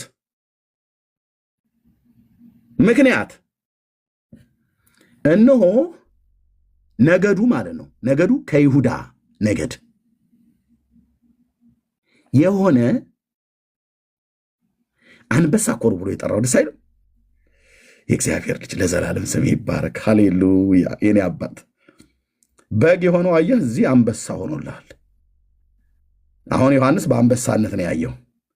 በግም ሆኖ ያየው እሱ ነበር። በዮሐንስ ወንጌል መጽሐፍ ምዕራፍ 1 ቁጥር 29 ላይ ነዋ በጉ ለእግዚአብሔር ዘያህትት ኃጢአት ዓለም ብሎ ያለው እነሆ የዓለምን ኃጢአት የሚያስወግድ የእግዚአብሔር በግ ያለው ራሱ ዮሐንስ ነበር። አሁን ደግሞ ራሱ ዮሐንስ እዚህ ጋር ደግሞ አንበሳ ብሎ ጠራው። ኢየሱስ ሰውም ነው አምላክም ነው። ኢየሱስ በግም ነው አንበሳም ነው። አታልቅስ። ከይሁዳ ነገድ የሆነ አንበሳ ሄነዋ ታዲያ እርሱ የዳዊት ስር ማለት የዳዊት ልጅ ማለት ነው። ማለት የዳዊት ዘር ማለት ነው። የዳዊት ስር ማለት የዳዊት ልጅ የዳዊት ዘር ማለት ነው። የዳዊት ስር መጽሐፉን ይዘረጋ ዘንድ ሰባቱንም ማኅተም ይፈታ ዘንድ ድል ነስቷል አለኝ።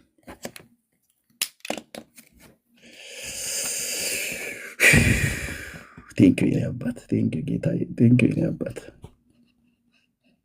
ድመቅልኝ የኔ አባት፣ ስምህ ይድመቅ። ድል ነስቷል አለኝ። እነዚህ በሙሉ እዚህ የተሰበሰቡት ለምንድን ነው ያልቻሉት? ድል አልነሱም። ማንን?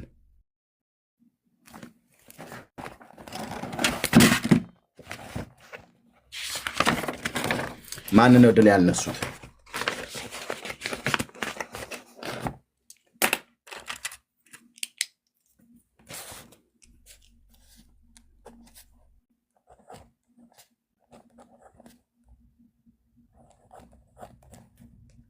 ኃጢአትን፣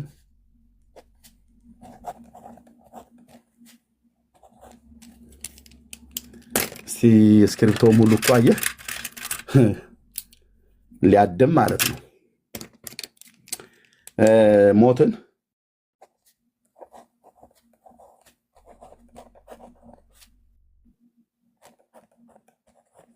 ዲያብሎስን ማለት ነው።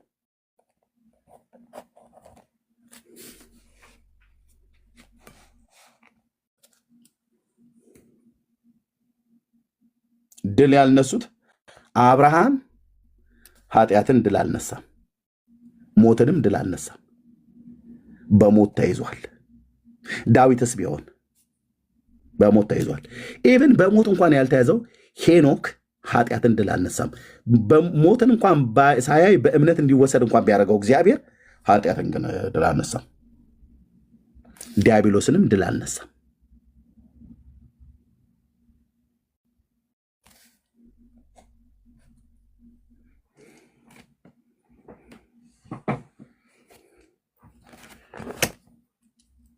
ይህንን ማኅተም ለመፍታት ይህንን መጽሐፍ ከቀኝ እጁ ለመውሰድ እነዚህን ድል መንሳት አለብህ። በመጀመሪያ ኃጢአትን፣ ሞትንና ዲያብሎስን አብርሃምም ከአዳም ጀምሮ እስከ መጨረሻው ሰው መጨረሻ ተብሎ የሚወለደው ማለት የመጨረሻ ተብሎ የሚባለው እስከዛ ድረስ አንድም እነዚህን ድል የነሳ የለም። ከዚህ ትውልድ መካከል ግን ሰው ሆኖ ከአዳም ዘር ከአብርሃም ልጆች ከያዕቆብ ልጆች ከ12ቱ አባቶች ከነገደ ይሁዳ ከእሴይ ግንድ የዘር ሐረግ ማለት ነው ከዳዊት ቤት ከድንግሊቱ ከማርያም ማኅፀን ሰው ሆኖ በግ ሆኖ ሊታረድልን የተወለደ አንድ ቆንጅዬ የውበት መደምደሚያ የሆነ ብላቴና ቤተልሔም ኤፍራታ በግርግም ቦታ ላይ በተወለደበት ምሽት እንደ ማሙሽ ሕፃን ልጅ እዛ በመጠቅለያ ተጠቅልሎ እናቱ አቅፋው ነበር። ያ ሕፃን በግ ነው፣ የመስዋዕት በግ። ያ ሕፃን በግ ብቻ አይደለም፣ ጠላቶቹን የሚያደቅ የይሁዳ አንበሳ ነው። በግ ነው ብለህ ስትለው አንበሳም ነው፣ አንበሳ ነው ብለህ ስትለውም በግ ነው። እና እሱ ተወለደ። ኃጢአትን ድል ነሳው።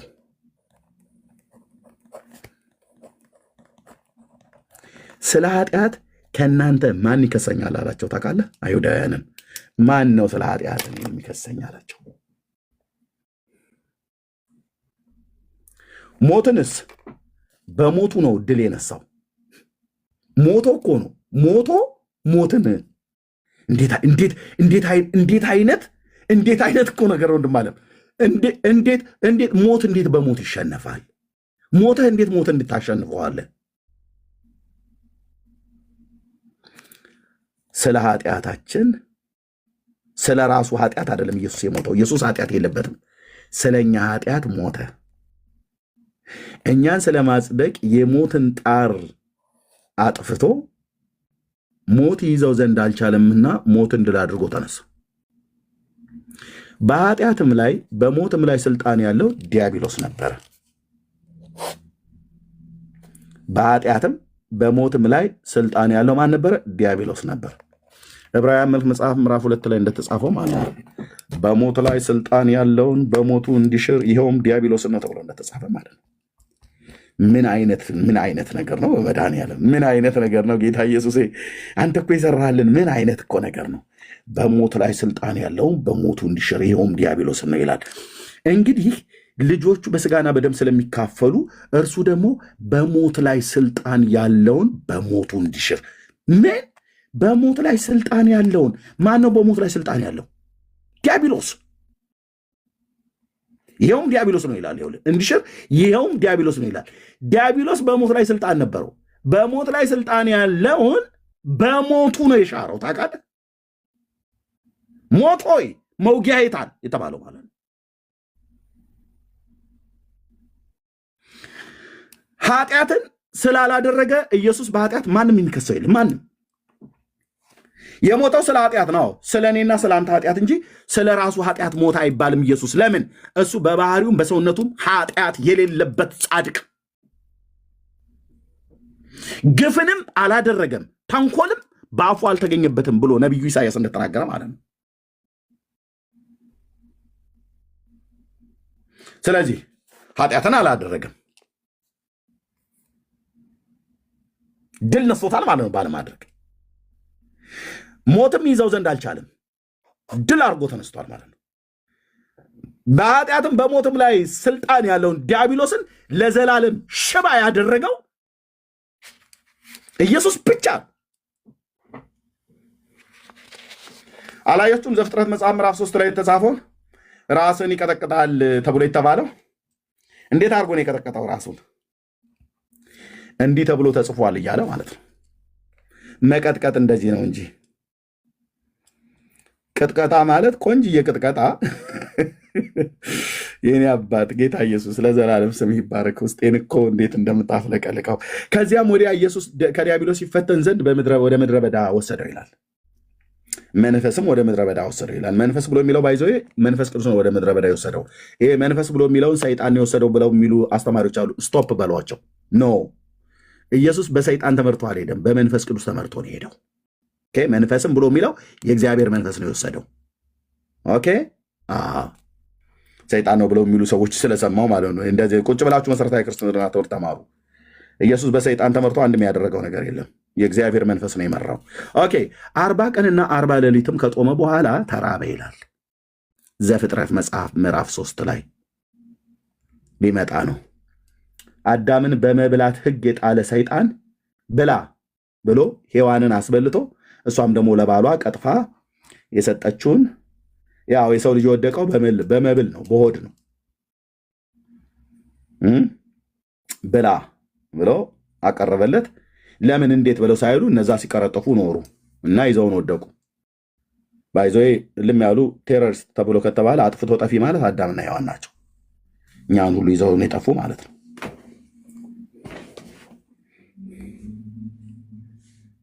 እህቶች አንዳንዴ ብንከባበር ጥሩ ነው ይመስለኛል። እንደዛ የማይበላ ነገር በልታ ለዚህ ሁሉ ጣጣ የዳረገችን ሴትዮዋ ናት። እጇን ወዳገኘችበት እንትን በማለት ማለት ነው። አልፈዋለሁ፣ ይሄን ንግግር እዘለዋለሁ። 40 ቀንም 40 ሌሊት ከጦመ በኋላ ተራበ ይላል።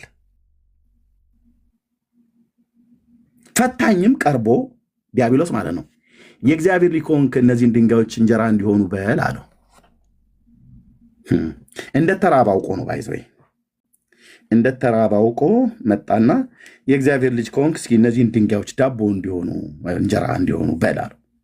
ቃል አውጣባቸው እንደማለት ነው። ቃል አውጣ ሊብላችሁ እንደምትሉ ቃል አውጣባቸው እስኪ ኢየሱስ። እነዚህ ምድረ በዳ ላይ አይደል እንደ ያለው አሁን ታዲያ አርበዋል እኮ አረ እግዚአብሔር ልጅ ነህ ብላ ካልክ አንተ ምን ኃይል አለኝ? እግዚአብሔር ልጅ ከሆንክ ኃይል አለህ አይደለ? እግዚአብሔር ልጅ ከሆንክ እግዚአብሔር ነኝ እያልክ ነው አይደል? ታዲያ ለምን እነዚህ ድንጋዮች ላይ ቃል አውጥተህ ዳቦ ለምን አታደርገውም? የምድረ በዳውን ድንጋይ እንዳለ እኔ በሆን ኖሮ አደርገው ዓይንህ እያየ አደርገዋለሁ እለው ነበር። ኢየሱስ ግን አላለውም። በሰይጣን መነሳሳት ተአምራትን አድርጎ አያውቅም ጌታዬ። ጋኔንና ጂኒ አዳልሞቲ በሚጨፍርበት ሰው እንደዛ እግዚአብሔር አያደርግም። አደርገው ዓይንህ እያየ ማን እንደሆንኩ ስለማታውቀኝ ነው ብሎ አላለውም።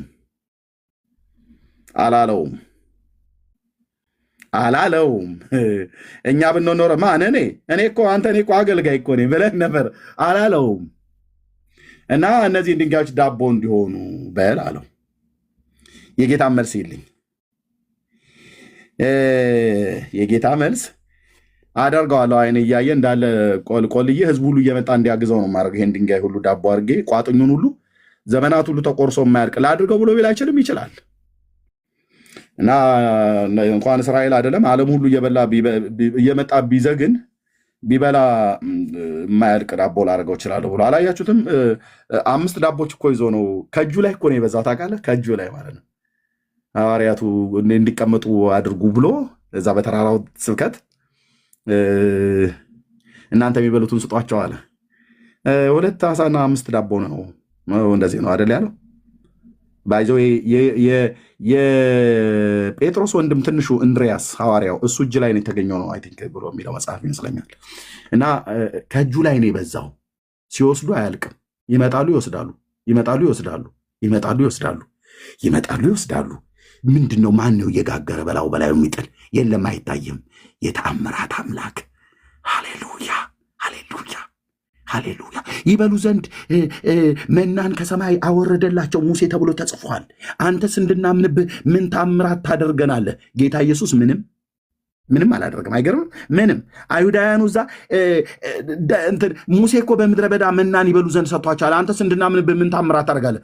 አንድ የአይሁድ ጎረምሳና ሽማግሌ የአሮጊት ስለለፈለፈበት አይደለም ኢየሱስ ታምር የሚያደርገው። ገልጸ ነው። ሰይጣንም ስለነዘነዘው አይደለም የሚያደርገው። ገልጸ ነው። ማርያምም ስለጨቀጨቀችው አይደለም የሚያደርገው። ኦኬ። የገሊላ ቃና ገልጸ ነው። አዎ። እና ከእጁ ላይ ነበር የሚመስሉት የነበረው ማለት ይወስዳሉ 5000 ህዝብ ሴትና ሕፃን ሳይቆጠር። ምን ጉድ ነው በመድኃኔዓለም። ከዛ ተበልቶ 12 ቅርጫት 100 ዓሣ የተጠበሰ ደረቅ ያለ ማለት ነው ጥብስ። እንዴት አድርገው ነው የጠበሱት አንተዬ እየተባለ ማለት ነው። ማንም የጠበሰ የለም ከኢየሱስ እጅ ላይ። የኔ አባት የዘመኔ ቁጥር ይለቅ፣ የዘመናችን ቁጥር ይለቅ አንተን በማገልገል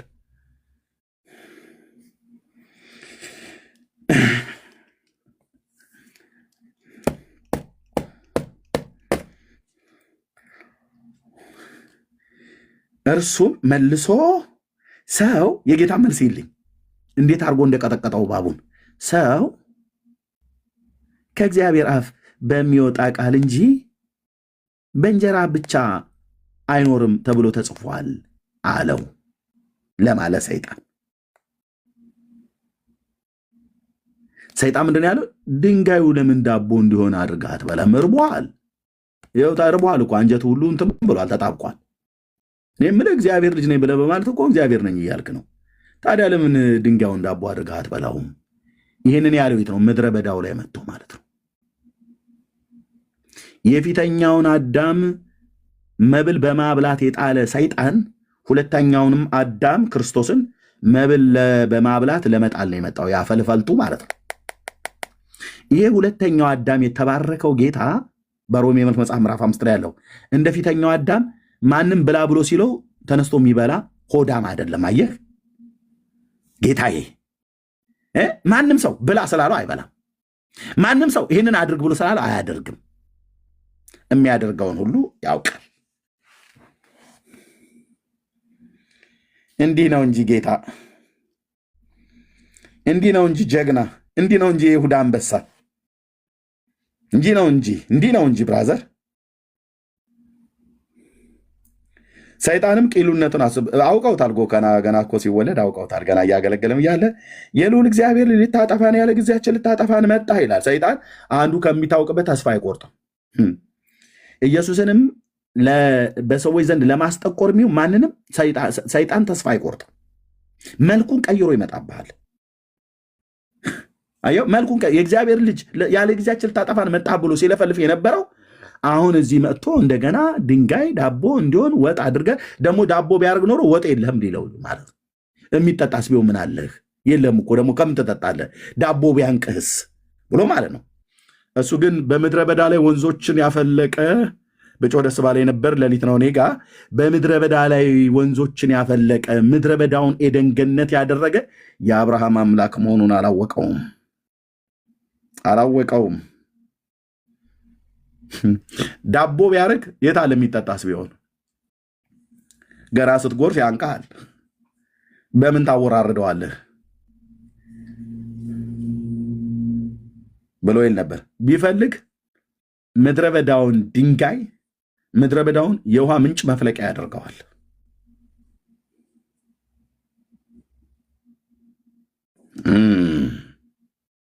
ምድረ በዳውን የምንጮች መፍለቂያ የሚያደርግ 40 ምንጭ ሊያደርገው ይችላል። ጌታ 40 ምንጮች ሊያደርገው ይችላል አልኩ። በሱሩ ምድረ በዳ ላይ ስትቅበዘበዝ ኤልሮኢ ያ የሚያየኝን አየሁ ብላ ያለች የአጋር አምላክ መሆኑን አላወቀም። ከጭንጫ አለት ላይ ውሃን በበትር አለትን አስመትቶ ውሃን ያፈለቀ የእስራኤል አምላክ መሆኑን አላወቀም። ግን በእንጀራ ብቻ አይኖርም ብሎ አለው። እስከ ኢየሱስ ዘመን ድረስ ሰውን ሁሉ በእንጀራ ነው የምትኖረው ብሎ የእንጀራ ስብከት ሲሰብክ ነው የኖረው ሰይጣን። ዋናው የሆድ ጉዳይ ነው። ሮጥ ሮጥ ብለህ ይሄ አዳም ልጅ በሙሉ እኛን ሁሉ ጭምር አብዛኞቻችን የሚያስሮጠን ለምንድን ነው? ለሆድ።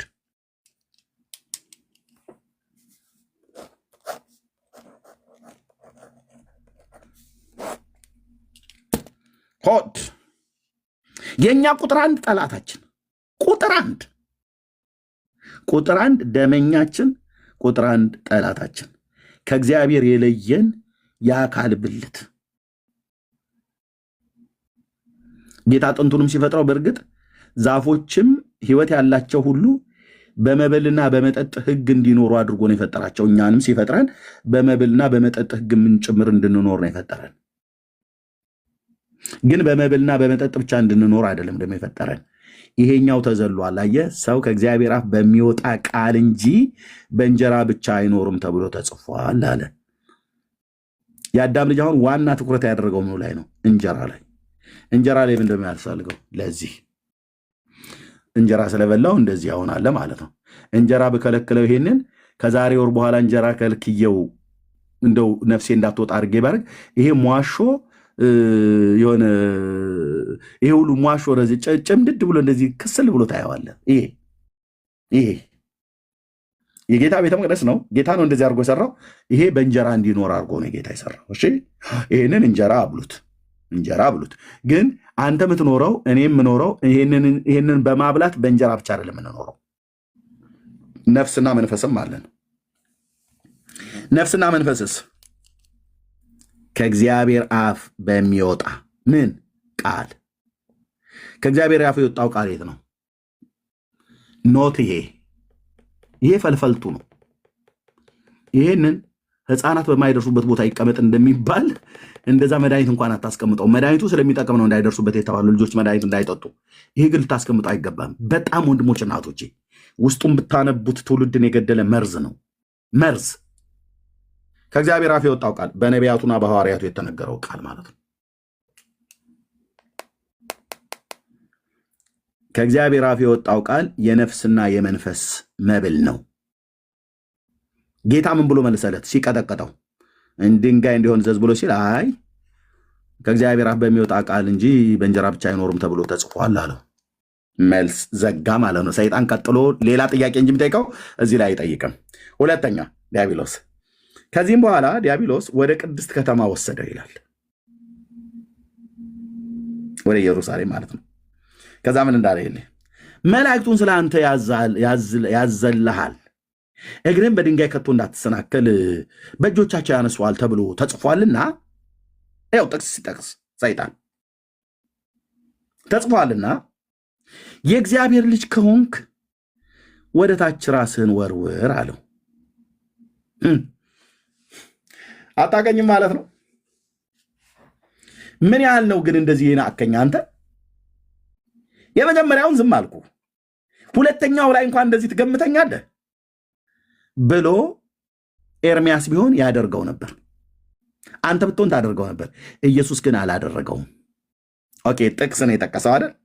ከመዝሙረ ዳዊት ላይ ነው የጠቀሰው። ሰይጣን ልብ በል፣ ሰይጣንም መዝሙረ ዳዊት ስለሚጠቅስ ማለት ነው። ያው ኦርቶዶክስ ጠቋር የሚባለው ዛር ዳዊት ይደግማል ትላለች። ጠቋር የሚባለው ጠቋር አባቡል የሚባለው ዳዊት ደጋሚ ነው ብለው የሚሉት እዛ ቤት ስለሆነ ማለት ነው።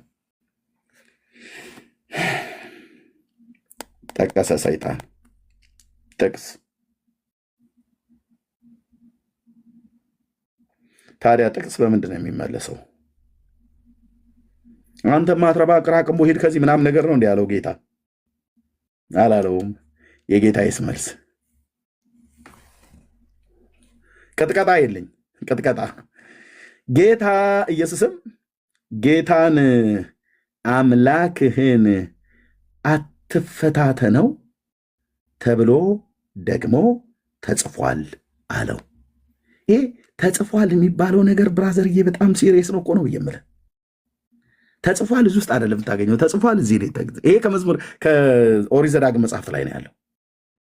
አትፈታተነው ተብሎ ተጽፏል። ይሄ አምላክን መፈታተን ነው ይላል ቃሉ። ልክ ነው። መላእክቱን ስላንተ ያዝልሃል፣ እግርህን በድንጋይ እንዳትሰናከል በእጆቻቸው ያነሷል ተብሎ ተጽፏል። ልክ ነው። የጠቀስከው ተብሎ ተጽፏል ብለህ ነው። ግን ይሄ ልክ እንደተጻፈ ሁሉ ጌታ አምላክህንም አትፈታተነው ተብሎ ተጽፏል አለው። ሰይጣን ይጠቅሳል፣ ኢየሱስ አንድ ይመልሳል። ዚፕ አፉ ላይ የዘጋበት ማለት ነው። ኦኬ። ዲያብሎስም እጅግ ረጅም ወደሆነ ተራራ ወሰደው፣ የዓለምንም መንግስታት ሁሉ ክብራቸውንም አሳይቶ፣ መንግስታቱ ማለት ነው። ይኸው እያየሆን ይህን ክብር መንግስት፣ የኛውን መንግስት የኛውን እያየሆን ይሄኛውስ ወድቀ ብትሰግድልኝ አለው ይህ ሁሉ እሰጥሃለሁ። ይሄ ሁሉ ያለ የትኛው ነው? ለዓለምን መንግስታትን ክብር ለአንተ እሰጥሃለሁ። ይሄ የዓለም መንግስታትን ክብር ለአንተ እንድሰጥህ ከፈለክ ኢየሱስ፣ አንተ ለእኔ ማድረግ ያለብህ አጭርና ግልጽ ለእኔ መስገድ ብቻ ነው ያለብህ። ከሰገድክ እኔ እንዳለ እሰጥሃለሁ። ማንን? መንግስታቱና ክብራቸውን በሙሉ እሰጥሃለሁ አለው።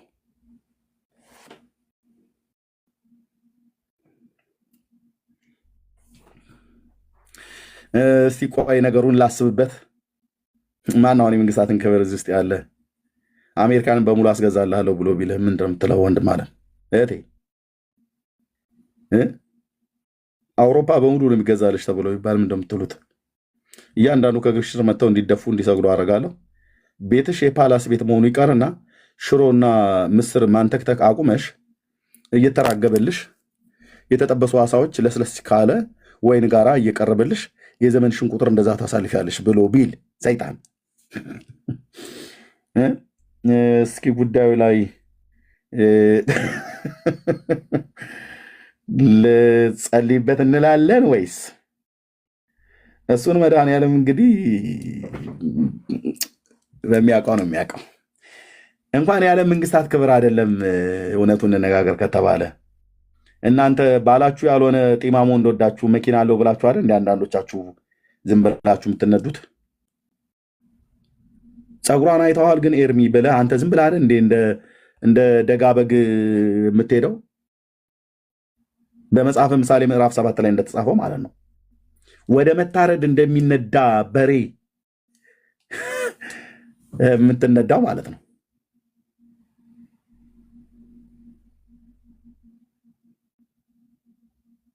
የዓለምን መንግስታት እኮ ክብር እኮ ነው እሰጥሃለሁ ያለው። ፈረንሳይ፣ ጀርመን፣ እንግሊዝ፣ ሆላንድ፣ አየርላንድ ምናምን ነገር ዶላሩን ተው ፓውንዱ ብለህ ብትል ምንድን ነው አሁን የዓለም በቃ የመጨረሻ ምንድነው የመጨረሻ ሌክዠሪ የተባለ መኪና ሌክዠሪ የተባለ ፓላስ ውስጥ የምትጠጣው ምኑ የምትበላው ነገር እዛው በተኛበት እየተራገበልህ ማለት ነው። ማሳጅ እየተደረገ እሰጥሃለሁ። ሰይጣን ሲጀምር አይሰጥህም። ቢሰጥህም እንኳን ሊያርድህ ነው። እሰጥሃለሁ አለው። ክብራቸውን አሳየውና ይሄ ክብር ለአንተ ይሆንልሃል ኢየሱስ እና አንተ ምንም ማድረግ አይጠበቅብህም። ዋናው ጉዳይ እኔ የምልህን ስማ ነው። ምድረ በዳ ላይ ዋና እኔ የምልህን ስማ፣ የሌላውን ተው፣ ሀሳብ ተው፣ ያንተንም ተውና ወድቀህ ብትሰግድልኝስ ይህን እኮ ሁሉ ለአንተ እሰጥሃለሁ አለው። ማንን? ጌታዬን። አዳምስ ቢሆን እንኳን ያለ መንግስታትን ክብር አይደለም አንድ የዛፍ ላይ ፍሬ አይደል እንዴ ተንቀሽቀሻ ሴትዮዋ በልታኛን ሁሉ የውጣጣ ውስጥ የጨመረችን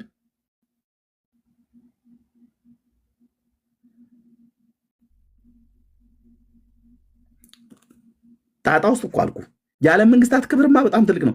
አንድ ፍሬ አሳይቶ በድብድብ ቢወጣልኝ ኖሮ ሴቶቹን ደብድቤ በወጣልኝ ነበረ። ታውቃለህ። ግን እነዚህ አሁን ያሉት ምን አደረጉ? እነ ማርቲ ምን አደረጉ? እነ ኤልሲ ምን አደረጉ? ይህንን የበላችሁ ያቺ ሴቱ ኤልሲ ቢሆን የበላችሁ ጀርመን ድረስ የአየር ትኬት ፈላልጌ ተከራይቼ ሄጄ ይህን ትውልድ ለዚህ የዳረግሽው አንቺ ነሽ ብዬ ይወጣልኝ ከሆነ ካልሆነ በስተቀር ማለት ነው። ግን ያችን ሴትዮ እንዳናገኛት እሷ ዛ ማለት ነው። ለዚህ ነው እኔ በእኔ ስብከት ሴቶች ወዳቸውን ይወዳሉ ብዬ አልኩት። ብዙ እንዴ ለአይን ያምራል እኮ የአይን አምሮት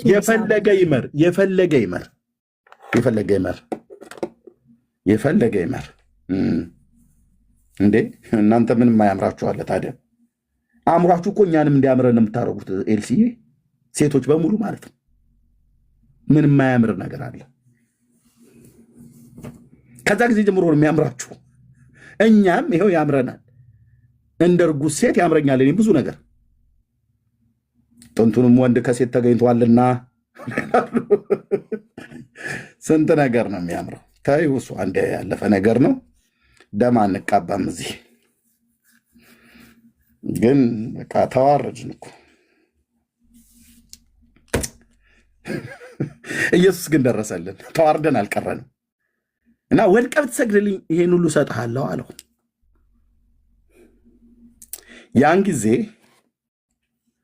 ቅጥቀጣ ማለት ነው። ያን ጊዜ ዘፍጥረት መጽሐፍ ምዕራፍ 3 ቁጥር 15 እሱ ራስን ይቀጠቀጣል የተባለው እንደዚህ አድርጎ ነው ጌታ ኢየሱስ ክርስቶስ የቀጠቀጠው ሰይጣን። ያን ጊዜ ኢየሱስ ሂድ አንተ ሰይጣን፣ ለጌታ ለአምላክ ስገድ፣ እርሱንም ብቻ አምልክ። አይወዱትም። ኦርቶዶክሳውያንና ሰይጣን ይሄን ቃል አይወዱትም። ብቻ ምትለዋል። ሁለቱ ወገኖች ማለት ነው። ሰይጣንም አይወደውም፣ ኦርቶዶክስም አይወዱትም። ኦርቶዶክሳውያን አይወዱትም፣ ሰይጣንም አይወደውም። እሱን ብቻ የምትለዋ ነገር ሁለቱ ወገኖች አይወዱ። ወገኖች አልኩኝ፣ ሰይጣን እንኳን ወገን አይደለም። ኦርቶዶክሳውያን ወገኖቻችን ናቸው። እችን ቃል ይጠሏታል። ማና ማና ያልኩ ሰይጣንና ኦርቶዶክሳውያን አይወዷትም። ኦርቶ ምን ምትለዋን ብቻ ብለህ ምትላትን ሲያዩ ያማቸዋል።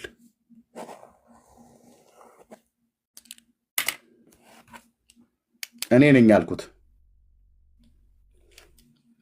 ብቻ የሚል ቃል ለኦርቶዶክስና ለሰይጣን ህመም ነው። ሰይጣን ህመሙ የሆነው ሁሉን ማሰገድ ይፈልጋል። ኦርቶዶክስም ደግሞ ለሁሉም መስገድ ትፈልጋለች። ላገኘችው ወደ ምስራቅም ታማትባለች፣ ወደ ምዕራብም ታማትባለች፣ ወደ ደቡብም ታማትባለች፣ ወደ ሰሜንም ታማትባለች። ነፋስ በመቀመጫቸው እስኪገባ ድረስ ላገኙት ነገር የሚሰግዱት አይታችኋል። ባለፈው የወይራ ዛፍ ያስተዋውቅ ነበር እዚህ ቲክቶክ ላይ ያለው ሰውዬ አንድ ቪዲዮ አለ በመድኃኔዓለም እንደው ቶሎ ካገኘሁት ይኸውልህ ዛፉን ይሰብካል። ይኸውላችሁ ወገኖቼ መቼስ እንዲመሰላችሁ በዚች ቅድስት ቤተክርስቲያን ጥላ ስር በታዘዋ ስር መቀመጥ ለእኛ አርፈን ተዘልለን መኖር እንዴት ድንቅ መሰላችሁ እያለ ይኸውልህ ይህንን ወዘልፈኒ ይልኝ በመድኃኔዓለም ይኸውልህ አሁን ስታዩት እንዲሁ ካያችሁ ይሄ ሰውዬ በሊቃውንት ማነው በጳጳሳቱ ስብሰባ ላይ እኔና ትዝታውን ዮናታን አክሊሉን ስማችን እየጠራ ሲከስ የነበረ ሰውዬ ነው።